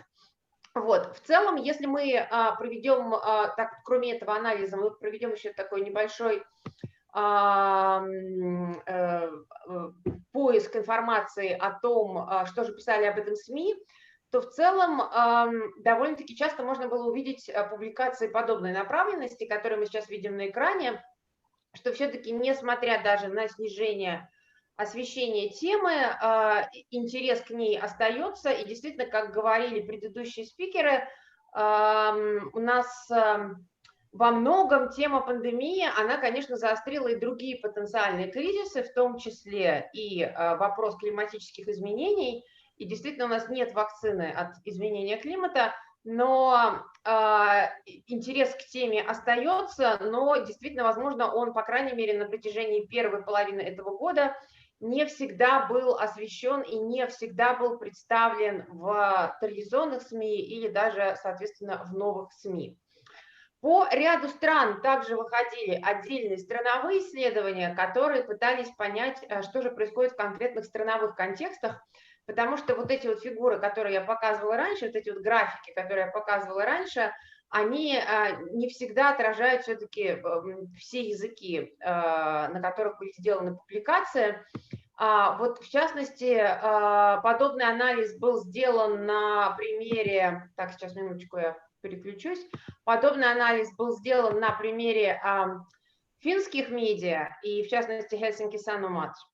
Довольно-таки подробно и серьезно. Я, честно говоря, по другим странам даже вот такого пока подробного анализа еще не видела. И там мы опять-таки также видим подобный тренд, который заключается в том, что у нас... Что-что? Вы делитесь экраном сейчас? Нет, сейчас нет, не делюсь. Подобный анализ заключается в том, что отражает глобальный тренд, то есть действительно на протяжении где-то сентября-октября у нас освещение темы снижалось, а впоследствии, соответственно, рост некоторый наблюдался, главным образом благодаря из-за международных трендов. Так, теперь что касается России, потому что у нас как бы семинар в том числе идет разговор о том, что у нас происходит в России. В России, как я сказала, нет данных, поэтому мне нечем делиться, поэтому я, наверное, поделюсь просто своими какими-то впечатлениями и ощущениями от того, что у нас происходило. Здесь, опять-таки, мне кажется, что, возможно, действительно с февраля по сентябрь был некоторый тренд на небольшое снижение темы, но не такое резкое, как в других регионах мира, потому что во многом российское освещение темы изначально оно не стояло на таких высоких позициях. С другой стороны, в России странным образом очень большой интерес и очень большое внимание аудитории, а также внимание медийных ресурсов вызывала тематика, которая связывала тему изменения климата с темой пандемии. Как раз как снизились выбросы парниковых газов, надолго ли это, подробно ли это, насколько это долгосрочно, чем это вызвано, что мы можем делать, как мы можем этот опыт учесть в дальнейшем. Вот эта вот тематика оставалась присутствующей в СМИ и на протяжении весны, и на протяжении лета. Что изменилось дальше, где-то начиная с июня, и что остается большой темой сейчас, это, безусловно, политический аспект климатической темы в России, а именно планы нового зеленого курса в ЕС, планы введения пограничного углеродного регулирования. То есть эта тема плотно вошла в российский медиаконтекст, эта тема обосновалась там, я бы сказала, с июня и остается очень важной и очень существенной темой. То есть в России тема и европейского зеленого курса, и планов других стран перехода к углеродной нейтральности, и непосредственно планы введения трансграничного углеродного регулирования для бизнеса стало одним из драйверов климатической темы в целом и одним из драйверов климатической темы с точки зрения бизнеса, с точки зрения интересов и потенциальных рисков для компаний. Вот, соответственно, совсем к концу года у нас также в ноябре Россия сделала политическое заявление о предоставлении первой цели по снижению выбросов парниковых газов на 2030 год в рамках Парижского соглашения. Цель, как мы знаем, была не очень амбициозно заявлена, но, тем не менее, она также довольно-таки сильно и интенсивно освещалась в российской медийной повестке. Вот. Ну и, соответственно, совсем события конца года, когда у нас целый ряд мероприятий, целый ряд политических заявлений по теме, целый ряд новых докладов о климате вышел, опять-таки, небольшой всплеск интереса к теме. Ну, то есть, вот, наверное, тренды пока такие. Еще раз повторюсь, то есть по мировым трендам и по международным трендам, прежде всего по англоязычным источникам, у нас пока однозначная картина складывается, а по российской ситуации у нас подобной статистики пока нету, поэтому это были скорее мои наблюдения и замечания и как бы осознавание тех трендов, которые происходят, исходя из моего практического опыта. Спасибо, спасибо, Ангелина. На самом деле очень интересно. Вот этот, конечно, провал достаточно четко виден в апреле-мае, когда все СМИ, наверное, забыли про климат и бросились освещать пандемию, а потом постепенно вспомнили, что, в общем-то, климат тоже есть, и пошли вот такие сообщения. Но вот в этой связи интересно, конечно же, вот от того, что есть журналисты, которые освещают, а есть население, которое слушает. И вот здесь очень интересно послушать следующий наш доклад будет. Он уже, собственно, это результаты вот проекта, который SPERARE, который выполняется. Это первые результаты этого проекта. Вот мы решили посмотреть, собственно, что происходит, как население, что население знает и как оно реагирует на изменение климата. И Алексей Левинсон, насколько я понимаю, сделает доклад, или Светлана Королева. Вот кто из вас сделает доклад? Отзовитесь кто-нибудь. Алексей Левинсон. Алексей Георгиевич, да, пожалуйста. Мне запустить презентацию вам, да? Или как? Значит, или я сейчас Или вы сами? Я вас сделал соорганизатором. Да. Угу.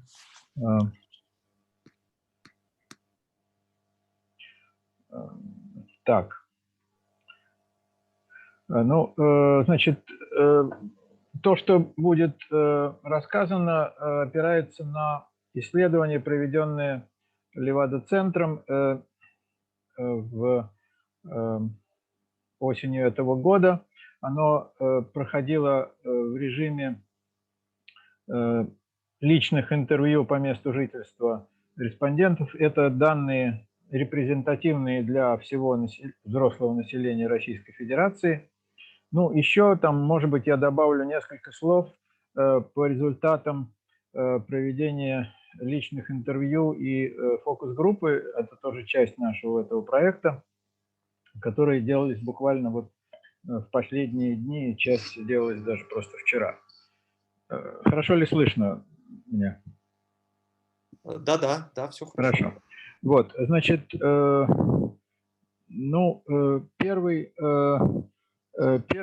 вопрос, который я хочу обсудить, он по ходу интервью был не первым, а вторым, но это, честно сказать, единственный вопрос, на который аудитория содержательно и активно была готова отвечать. Это вопрос о том, ощутили ли вы изменение климата в своей повседневной жизни. Слово «ощутили» здесь является ключевым, потому что оно, так сказать, позволяет людям опираться на свой непосредственный опыт. И мы получили такой результат, что 70%, почти 70% говорят, что да, они ощутили эти перемены. Ну, я могу добавить, в чем ощущение, по крайней мере, по фокус-группам с московскими и петербургскими жителями, прежде всего называется отсутствие холодной зимы, холодной и снежной зимы. То есть бесснежная, мокрая зима вызывает в основном негативные реакции. В меньшей степени претензии к тому, как изменилась погода летом, и осень и весна получаются такими сезонами, когда вроде бы изменения не фиксируются. Диапазон вот, годов, в которых фиксируются эти изменения, от 4-5 до 10-12 лет называется, последних. Ну, тут, в общем, скажем так, придется проститься с вот массой таких утвердительных ответов, потому что если взять вопрос, который шел первым по счету, с которого начиналось интервью с людьми, это вопрос, знаете ли вы об изменениях климата в регионе, где вы живете. Казалось бы, это почти то же самое, и вопрос адресован, ну, простым вещам, что ж тут знать или не знать, но здесь всего лишь четверть участников сказали, что они знают, хорошо знают, а половина ответили, что они знают в общих чертах, и еще одна четверть затруднилась ответить. Ну, это, в общем, как бы проблема методического характера, но она очень важна не только для самих вот опросов таких, но и для пропаганды и распространения информации на соответствующую тему. Я прямо сразу скажу, что один из выводов, к которому пришло наше исследование, люди, я бы так сказал, люди не знают, что надо знать касательно изменений климата.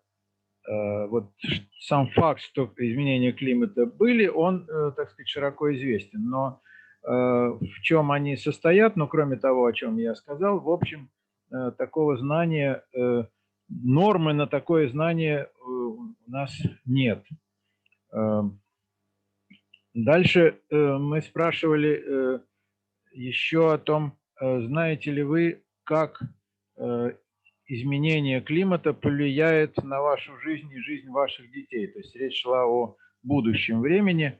Здесь снижение доли людей, которые уверены, что они это знают, или которые готовы ответить, что они это знают, она вдвое меньше. Здесь уже всего лишь 13% их.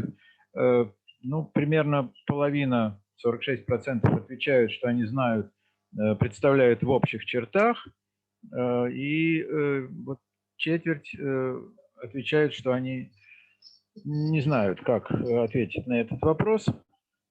Ну, мы имеем группы населения, которые среагировали несколько более активно. То есть среди студентов людей, которые ответили, что они знают об воздействии климата, вдвое больше. Но все равно это всего лишь 25%, всего лишь четверть. То есть господствующее, так сказать, и у них также доминирует вот ответ «знаю в общих чертах». Это ответ, которому доверять, вообще говоря, довольно сложно, потому что не очень понятно, что тут можно знать именно в общих чертах и что скрывается за таким ответом. За ним может скрываться и на самом деле полное незнание тоже. Еще меньше уровень знания, но он почти уже маргинально ничтожный, 7% людей, которые уверены, что они хорошо знают, что делается, чтобы уменьшить воздействие человека на климат. В общих чертах представляют 30% примерно, и 2/3, 63%, сказали, что они не знают, как ответить на этот вопрос. Здесь, в общем, даже среди вот нашей наиболее информированной части публики, все равно доля тех, кто готов как-то там претендовать на какое-то знание, все равно остается очень невысокой. И в самом деле содержательного знания, как уменьшить воздействие человека на климат, его немного. Ну, говорят, что надо уменьшать выбросы в атмосферу, но надо, чтобы было больше электромобилей, меньше автомобилей с двигателями внутреннего сгорания. Ну, еще какие-то вещи, которые, в общем, являются такими вот расхожими. И что самое главное, это знание о тех процессах, о тех действиях, которые самим участникам выполнять не придется. Это то, что должны сделать какие-то другие власти, бизнес, там, наука, но не я здесь. А что касается действий вот наших гражданских лиц, так сказать, отдельных лиц, то разговор, в общем, сбивается на тему, которая несколько раньше у нас появилась, чем тема климатических изменений. Это тема так называемая охрана окружающей среды. Вот тут, что не надо, значит, мусорить или надо собирать мусор раздельно, и что, ну, гораздо реже говорится, что надо экономить те или иные ресурсы, скажем, не давать воде литься и не включать освещение, когда не нужно. Ну и тема, что надо уменьшать пользование пластиками. Но эти все такие требования к себе и к своему поведению пока что выдвигает наиболее образованная часть общества в больших городах. И то зачастую там те, кто готовы были бы, как они говорят, собирать мусор раздельно, они утверждают, что вот если они это делают, то потом этот собранный раздельный мусор, значит, все равно где-то такое сваливают в одну кучу. Короче говоря, смысла в такой деятельности они находить не могут. Ну и поэтому практически деятельность общества по уменьшению воздействия на климат, в общем, сводится к ничему. Следующее мы спрашивали, знаете ли вы, что делается для приспособления общества и экономики вашего региона к изменению климата? Ну, здесь, как видите, самая большая доля, 41%, просто не знали, что ответить. 1/4 спрятались, я бы сказал, за формулировку «знаю в общих чертах», ну а 5% это уже на границе просто статистической ошибки, тут не о чем говорить. Очень важный результат принес последний вопрос, где мы спрашивали, нужно ли вам больше информации по вопросам изменения климата, и были предложены несколько вариантов. Я хочу больше знать, как меняется климат там, где я живу, как, ну, в общем, те вопросы, которые уже вот мы сейчас обсуждали, собственно, мы перепроверяли фактически. Вот вы знаете мало, а хотите ли вы знать больше? Ну и, как вы видите, там везде очень умеренная доля людей выразила желание больше знать на эту тему. 15%. Ну, если говорить об отдельных группах, то среди москвичей доля желающих получать такую информацию выше, ну, вернее, доля сказавших, что они желают получать такую информацию, она выше, чем в целом по стране. Среди студенчества она выше, чем среди других социально-профессиональных групп. Это вселяет некоторую небольшую надежду на то, что спрос на такую информацию в общем и целом скорее будет иметь тенденцию к росту, нежели к угасанию, поскольку столичные жители, а также вот образованная молодежь стоят наверху такой пирамиды распространения информации, где от столицы дело пойдет к большим городам, от них к средним, ну и так далее. И от высокообразованных слоев к средним и менее образованным.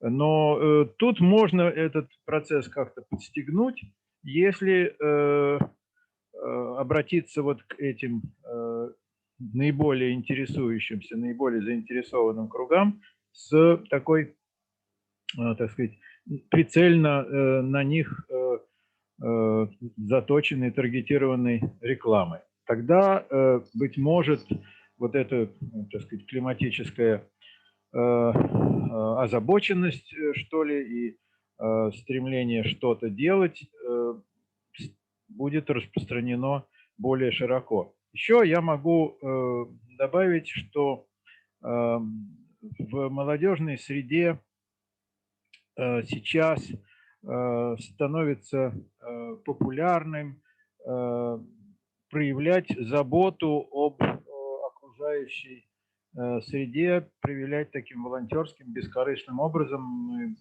Особенно в Петербурге нам не один раз рассказывали о том, что собираются просто мы с друзьями там, на выходные, едем в лес и там убираем мусор.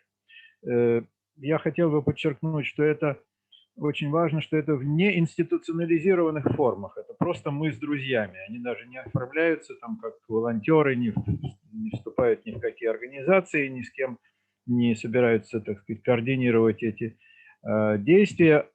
Тут очень важно, что вот тут эти люди, они знают, что именно надо делать. Ну, это кажется вполне очевидным, что вот мусор надо убирать.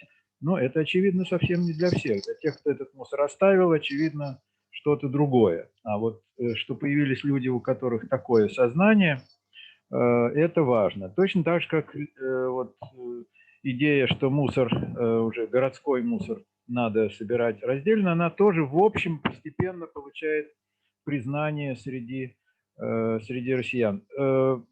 Они тут, их сознание работает, ну, как бы на коротких ходах. Вот оно не связывает эти действия с глобальным изменением климата. И вообще я бы хотел обратить внимание, что для массового сознания ну, такая вот связка, что если я что-то сделаю, то в целом в мире там, глобальное потепление затормозится или остановится, ну, у людей такая связка не возникает в сознании. Или что даже если мы все вместе что-то сделаем, вот если мы все вместе что-то сделаем в нашем городе, то в нашем городе воздух будет чище или там меньше будет загрязняться там почва.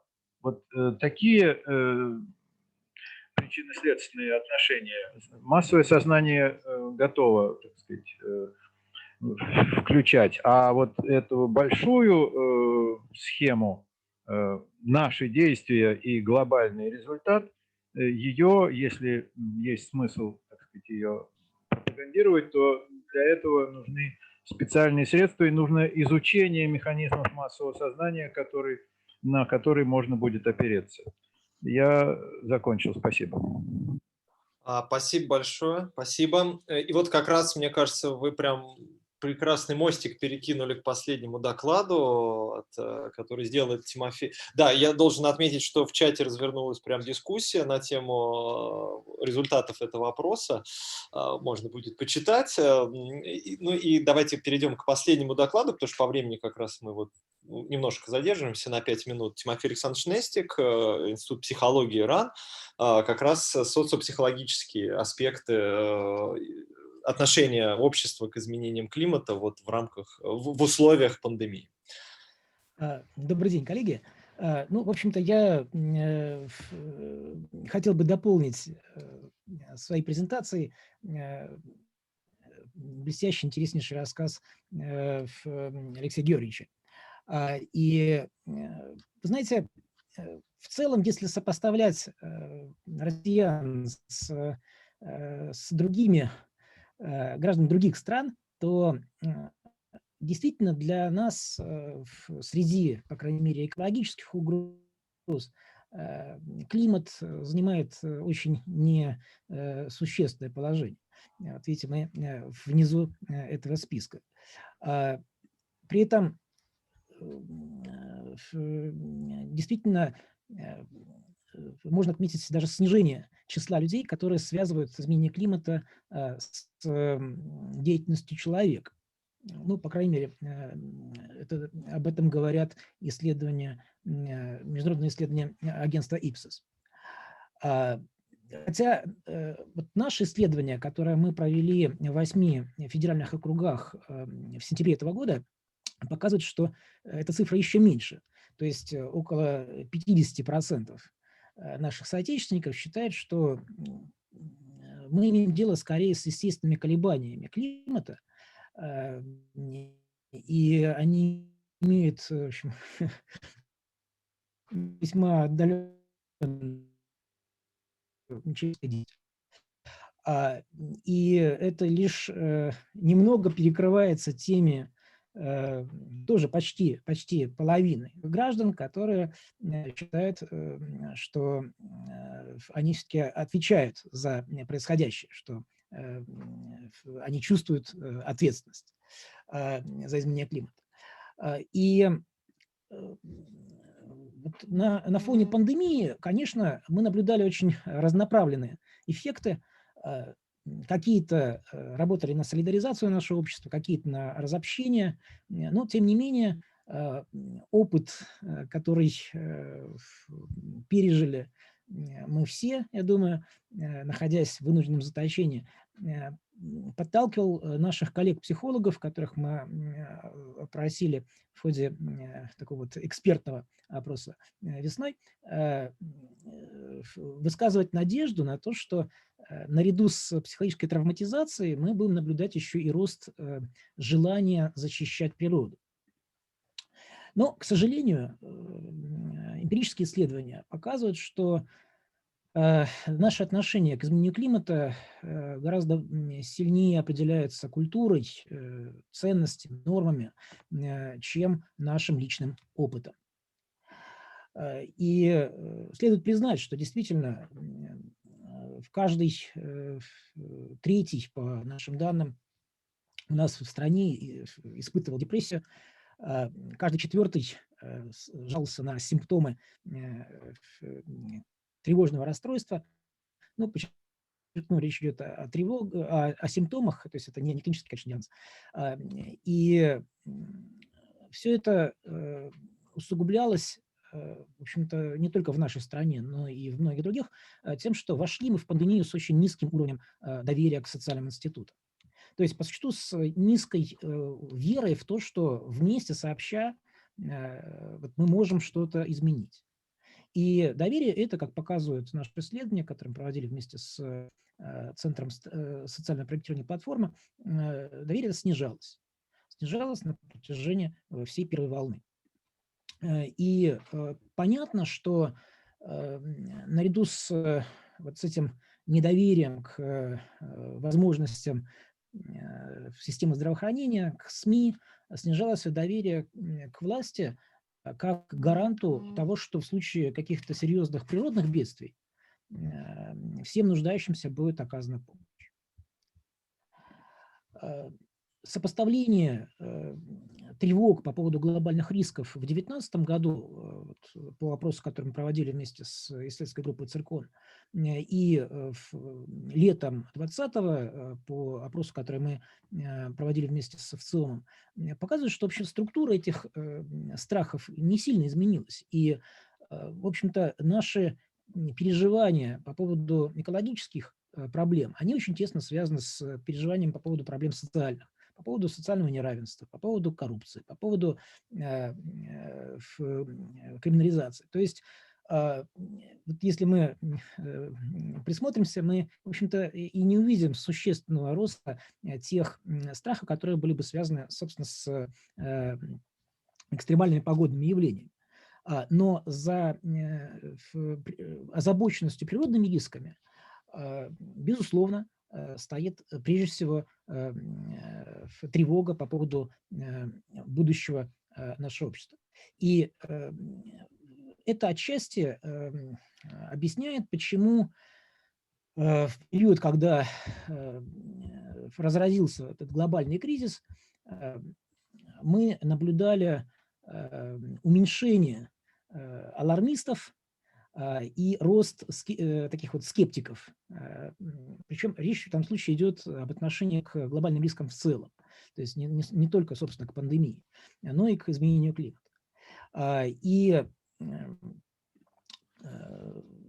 конечно, надо понимать, что на наше отношение к глобальным рискам влияет довольно много различных психологических механизмов. Прежде всего, то, что такого рода угрозы воспринимаются как удаленные, как какие-то, которыми нам очень сложно управлять, не зависящие от нашей воли. При этом всем нам свойственен, так или иначе, сверхоптимизм, нам свойственно недооценивать наше влияние на природу, нам свойственно увязывать какие-то малопонятные, незнакомые новые риски с чем-то очень привычным, например, с какими-то естественными колебаниями погоды. И сюда, в момент, который мы переживаем сейчас, во время пандемии, вмешалась действительно переживаемая угроза трудноконтролируемая, да еще и сопровождаемая вот такой усиленной информационной кампанией, когда страхи целенаправленно нагнетались. Между тем, из предшествующих исследований мы знаем, что когда страх по поводу происходящего очень велик, и он сопровождается чувством беспомощности, да еще в стране, где довольно низкий уровень доверия к социальным институтам, мы получаем массу психологических защит. Защит, которые работают не только в отношении, например, причин пандемии, но и в отношении климатической угрозы. И отсюда недооценка глобальных рисков, отсюда различные дискурсивные стратегии такой вот депроблематизации, может быть, это природа сама справится. И в этих условиях, конечно, принципиально важно поддерживать чувство контролируемости угроз, поддерживать доверие к науке, к государству, к медиа, а также, как показали наши исследования и целый ряд зарубежных, поддерживать сострадание. Ну вот в одном из наших исследований летом, точнее, вот это исследование майское, конец мая, мы обнаружили, что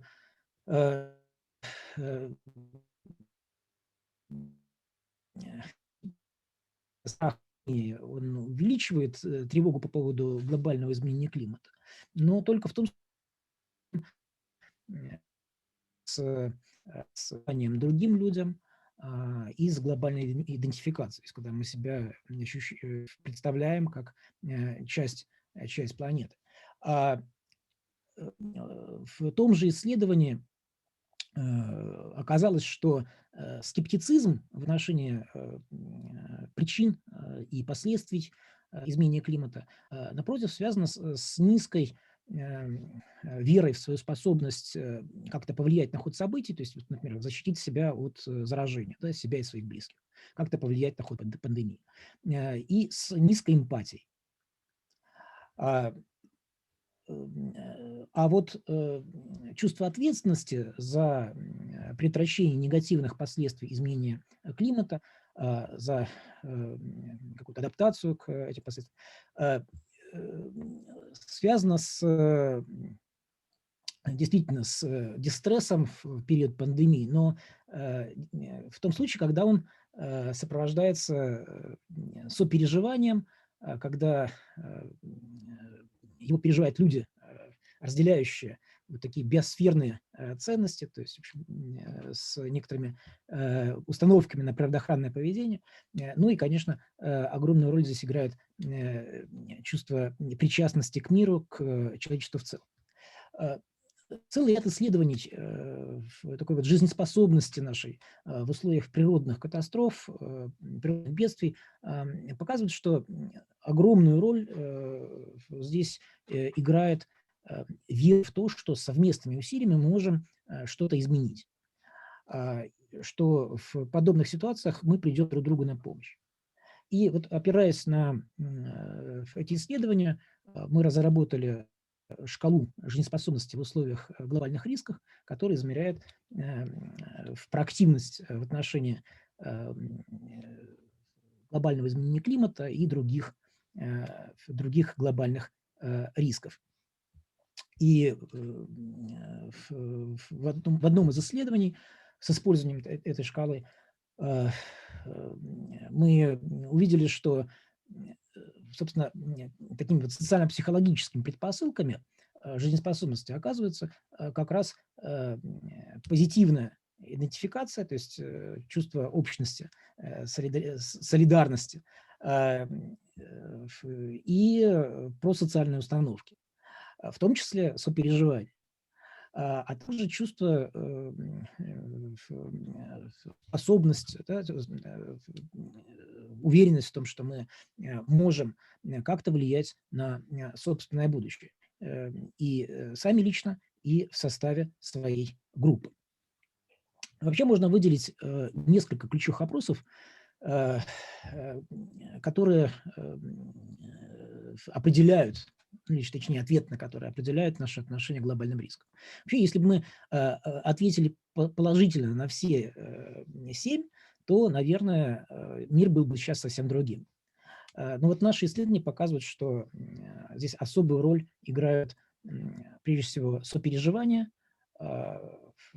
уверенность в том, что мы можем действительно влиять на ситуацию, а также так называемые дескриптивные нормы, то есть наше представление о том, как будут вести себя другие. Скажем, будут ли они сортировать мусор, будут ли они покупать пакеты пластиковые. И вот опираясь на эти исследования, можно сформулировать несколько рекомендаций относительно того, каким образом можно освещать изменения климата, в том числе и нам, как представителям различных наук. Ну, конечно, важно говорить об этом без катастрофизации. И уж если мы пугаем, то пугать не тем, что мы все, в общем, умрем, а тем, что действительно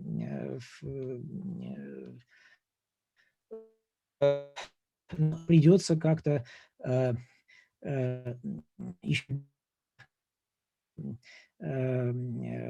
негативных последствиях для своих близких. То есть, в общем, апеллировать здесь нужно к эмпатии. Во-вторых, меньше ссылаться на цифры и больше приводить примеров. Ну, здесь отчасти на помощь нам, надеюсь, придет тема, уже сегодня дает некоторые возможности визуализации такого более яркого представления примеров того, каковы могут быть последствия климата. Конечно, принципиально важно убеждать в том, что предлагаемые меры реально и в том языке с опорой на те ценности, которые не оскорбляют, а может быть даже напротив приподнимают самооценку скептиков. Целый ряд исследований показывает, что очень важно подчеркивать консенсус среди экспертов. И вместо таких технических способов блокирования фейков или конспирологических теорий, связанных с изменением климата, конечно, нужно поддерживать устойчивость самих интернет-пользователей к подобной информации, в том числе через такие гуманитарные технологии, как мы здесь видим. И важно, чтобы с известиями о происходящем выступали люди, которые воспринимаются как свои, как члены своей группы. Может быть, совсем не обязательно ученые. Если уж мы убеждаем в том, что меры работают, то принципиально важно убеждать в том, что их принимает, следует им большинство. И вот это те самые дескриптивные нормы, которые показывает метаанализ, сильнее всего определяют отношение людей к климату, к изменению климата. Ну и завершая, хотел бы подчеркнуть, что, конечно же, даже при самых оптимистических прогнозах нам не избежать некоторых психологических последствий изменения климата. Это различные виды депрессий, связанных с изменением окружающей среды. Это, конечно же, изменения в когнитивных наших способностях и в аффективных процессах, в том числе рост раздражительности. Это, конечно же, большой, серьезный вызов для доверия все к тем же социальным институтам. И вот в этих условиях неизбежно мы будем наблюдать попытки мобилизовать страну или мобилизовать какие-то отдельные социальные группы на какие-то срочные совместные действия. Вот очень важно, чтобы при этом мы использовали в этой мобилизации, мы использовали не алармизм, не риторику войны, а логику позитивных целей, максимальную персонализацию мер, опирались на сострадание, поддерживали стратегический диалог, когда в поиск решений, причем, подчеркну, сложных решений, вовлекаются все заинтересованные стороны. Ну и, конечно же, будущее за теми, у кого хватит сил на вот такую долгосрочную ориентацию. И очень важно в этой связи поддерживать рефлексивность и нашу готовность сопереживать друг другу, поддерживать друг друга в этих сложных условиях. Коллеги, спасибо большое. Надеюсь на то, что совместными усилиями мы можем изменить ситуацию. Спасибо большое. Спасибо большое, Тимофей. Участники, у нас сейчас дискуссия, и вот меня попросили дать слово Наталье Евгеньевне Чубаровой. Она немножко расскажет про спецвыпуск, который будет в журнале Geography, Environment and Sustainability, насколько я понимаю. Да-да, вы меня слышите? Вы Наталья меня Евгеньевна, слышите, да? слышим. Нормально, да? Хорошо. Добрый всем день, я очень рада вас приветствовать. У меня очень плохая связь, поэтому я себя не визуализирую, к сожалению. Я хотела сказать, что действительно наш журнал Geography, Environmental and Sustainability, активно развивающийся журнал под эгидой Русского географического общества, и он сразу как бы готовится на английском языке, и поэтому я с радостью приглашаю поучаствовать вот в этом спецвыпуске, посвященном вот пандемии. Я послала ссылку на этот спецвыпуск вот в начале нашего чата, она всем доступна, поэтому я уж не буду говорить об этом подробно. Ну, мы надеемся, что, собственно говоря, вся наша команда, которая представляет этот спецвыпуск, надеемся, что вы как бы поучаствуете, и он будет очень интересным, потому что проблема, мне кажется, очень актуальная со всех точек зрения, с точки зрения экономики, с точки зрения экологии, и, в общем, поэтому я всех вас активно приглашаю. Спасибо. Спасибо большое. I also saw Simon Lister who joined us. Simon, could you say some words? I don't know. Alexander asked me to give you a talk. Simon?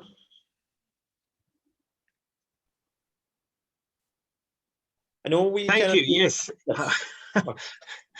Oh, first of all, I'm sorry to arrive so late, and I'm just so happy this workshop is happening, not only to see my old friend Sasha Ginsberg, but I'm just really happy this workshop's happening, because we've seen over the last year how people can respond collectively very quickly to a panic if they have to a crisis. And also we've seen that it is possible for actually, if the conditions are right, to live in a much less carbon intensive way. And clearly we have a big opportunity with the UK hosting the climate COP next year. And I completely agree with what the previous speaker was saying about highlighting the positive, highlighting some of the good stuff that is going on, and trying to build on that and get a momentum of support for the fact that actually we can live slightly differently. It's not going to ruin our livelihoods, and we can do it by working together. So I hope that is not completely different to what other people have been saying, but I'm just really pleased to be here, and thank you so much for inviting me, and I look forward to hearing what others also have to say. Спасибо. Thanks. Ангелина Давыдова попросила меня тоже дать ей слово. Ангелина. Да. Спасибо большое, Александр, спасибо, коллеги. Хотел сказать, что очень интересные были доклады от коллег из Левада-центра, и Тимофей тоже спасибо вам большое за ваше представление, за ваши результаты. Может быть, несколько небольших комментариев с моей стороны. Мне кажется, у нас тоже развернулась очень интересная дискуссия, в том числе с Натальей Парамоновой в чате. Мы с Натальей одни из немногих журналистов России, кто регулярно пишет на эти темы. Значит, мой первый тезис будет заключаться в том, что сейчас, как мне кажется, мы едва можем говорить в целом о коммуникации любой темы, в том числе климатической темы, в общем для всех категорий населения, и для всех категорий СМИ, и для всех категорий медиа. Потому что медиапространство, оно становится все больше разбитым на части, оно становится все больше структурированным, оно становится все больше не централизованным, да, то есть сейчас, мне кажется, скорее, в том числе нам, коммуникаторам науки, надо задумываться о том, кому мы какие истории, какие аспекты истории рассказываем, да, потому что где-то нам действительно надо рассказывать о рисках и катастрофах, где-то нам рассказывать надо о политических решениях, где-то нам надо рассказывать об экономике. И в России, особенно, мне кажется, экономические аспекты климатической темы заходят вообще очень хорошо и активно в медиа. Где-то нам надо рассказывать о технологиях, где-то нам надо рассказывать о здоровье. И опять-таки общих СМИ становится все меньше. Да, то есть у нас по-прежнему есть общественно-политические СМИ, есть деловые СМИ, но, например, роль новых медиа, роль экоблогеров, роль телеграм-каналов, в том числе в распространении информации об изменении климата, она становится практически такой же важной, как и роль широких медиа. То есть идея о том, что мы о чем-то рассказали, там, не знаю, на Первом канале телевидения, и это важно, это останется в памяти, мне кажется, это уходит уже совсем все в прошлое. Вот, то есть, да, такой, я бы сказала, аргумент, два тезиса. То есть первый тезис – думать, что мы говорим, кому мы говорим, да, то есть максимально сужать аудиторию, думать о том, как мы коммуницируем эти темы разным аудиториям. А второй момент – думать о разных аспектах вопроса, то есть не только научные, не только, естественно, научные, не только с точки зрения катастроф, но и с точки зрения всех остальных аспектов. Вот, спасибо. Спасибо, спасибо, очень ценное наблюдение. Коллеги... Да, я, если позволите, буквально пару слов в ответ скажу, полностью признав, согласившись с тем, что сейчас принципиально важно адресовать наше сообщение не вообще всем, а вполне конкретным сегментам аудитории. Вот, хотел бы предложить сотрудничество в поиске, в подборе.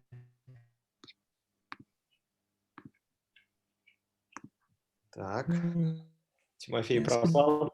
Да, пропадает связь. Климата. И вот мне кажется, что здесь экологи, социологи, журналисты, ну, собственно, как и климатологи, конечно, могли бы сотрудничать. Спасибо.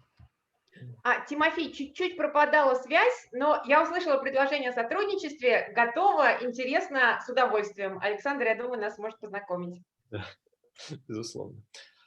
Коллеги, еще кто-нибудь хочет сказать что-нибудь? Тогда, давайте, может, Александр Самуилович, вы завершите наш семинар, заключительное слово. Спасибо большое. Я вот как бы сейчас, вроде, я говорю, меня слышно, да? Да. Замечательно. Видно вас, Александр Владимирович. Поэтому сейчас я постараюсь. Ну ладно, будем считать, что мы говорим вместе. Значит, я очень благодарен всем, кто откликнулся. Я хотел сказать о некоторых особенностях этого мероприятия. Оно заключается в том, что мы приглашали вполне сознательно специалистов по климату, специалистов по климатической политике, по психологии, по социологии и, как любит говорить Александр Владимирович, коммуникаторов. Тех, которые то, что мы знаем, доносят до тех, кто не хочет об этом слушать. Вот.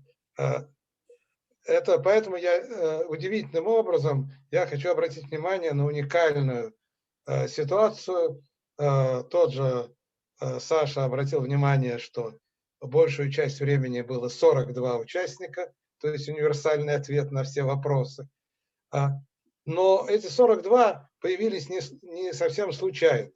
Дело в том, что редкий случай в организованных нами мероприятиях, когда примерно 40 человек откликнулись, что они будут, появились именно они и почти никого других. То есть это значит, что мы очень удачно отобрали группу потенциальных участников. И всех, кто в этом участвовал, я очень благодарю. Во-вторых, конечно, мы сейчас будем заниматься тем, чтобы привести все, что мы узнали во время первого нашего круглого стола ровно 2 месяца назад, и за эти 2 месяца, и сегодня привести в некую систему и дать пищу для размышлений специалистам, пищу для популяризаторов. И что мне показалось очень важно, 2 самых главных вещи, которые я сегодня услышал для себя. Это, во-первых, что нет вакцины от изменения климата. Я думаю, что это очень такое будет теперь как бы такое наш слоган, что ли, да? Был Dum Spiro Spera, а теперь будет нет вакцины от изменения климата. А второе, что надо очень точно канализировать то, кому о чем мы рассказываем. И кому какие вопросы мы задаем, как мы увидели сейчас. Это тоже очень важно. И сейчас проходит некая вторая часть социологического исследования, специальные интервью и фокус-группы, которые помогут понять, насколько вот первый такой массовый опрос показывает то же самое, что опрос специально отобранных людей. И, наконец, может быть, не самое приятное, что я хочу сказать, но мне кажется, что это обязательно надо сказать. Вот в те научные сообщения, я имею в виду, естественно, научные, про ковид и качество воздуха, было понятно, что в самом деле транспорт влияет на качество воздуха. Запретили поездки, стало немножко лучше. Но за лето и во время второго карантина ситуация резко изменилась. Люди теперь боятся ездить на общественном транспорте. И наоборот, движение автомобильное в городах стало как минимум не уменьшилось во время второго локдауна, судя по всему, в большинстве городов мира. И это второй урок про то, как изменения, ограничения в промышленности и в транспорте влияют на качество воздуха. Но и третье, я думаю, что мы в нашем проекте было запланировано на февраль некоторая такая пресс-конференция с итогами. Но я думаю, что настолько хорошо сегодня получился наш такой семинар или рабочая встреча, что, наверное, нам надо что-то в этом роде повторить в феврале или в самом начале марта, посмотреть, как ситуация изменилась за эти пару месяцев, потому что она так быстро меняется, что мы можем узнать много интересного и нового. Спасибо. Спасибо большое, Александр Самуилович. Ну, наверное, на этом все. Большое всем спасибо, что участвовали, слушали, пишите, звоните. Возьму скриншот, кто подключился. Тех мы заскриншотили. Я сделал 3 скриншота за разное время, поэтому там больше будет охват. Но это не важно, это все равно замечательно. Да, все. Большое спасибо. Завершаю. Все, до свидания. Очень интересный семинар. Спасибо всем. До свидания. Всего доброго. Спасибо. До встречи. До встречи. До встречи.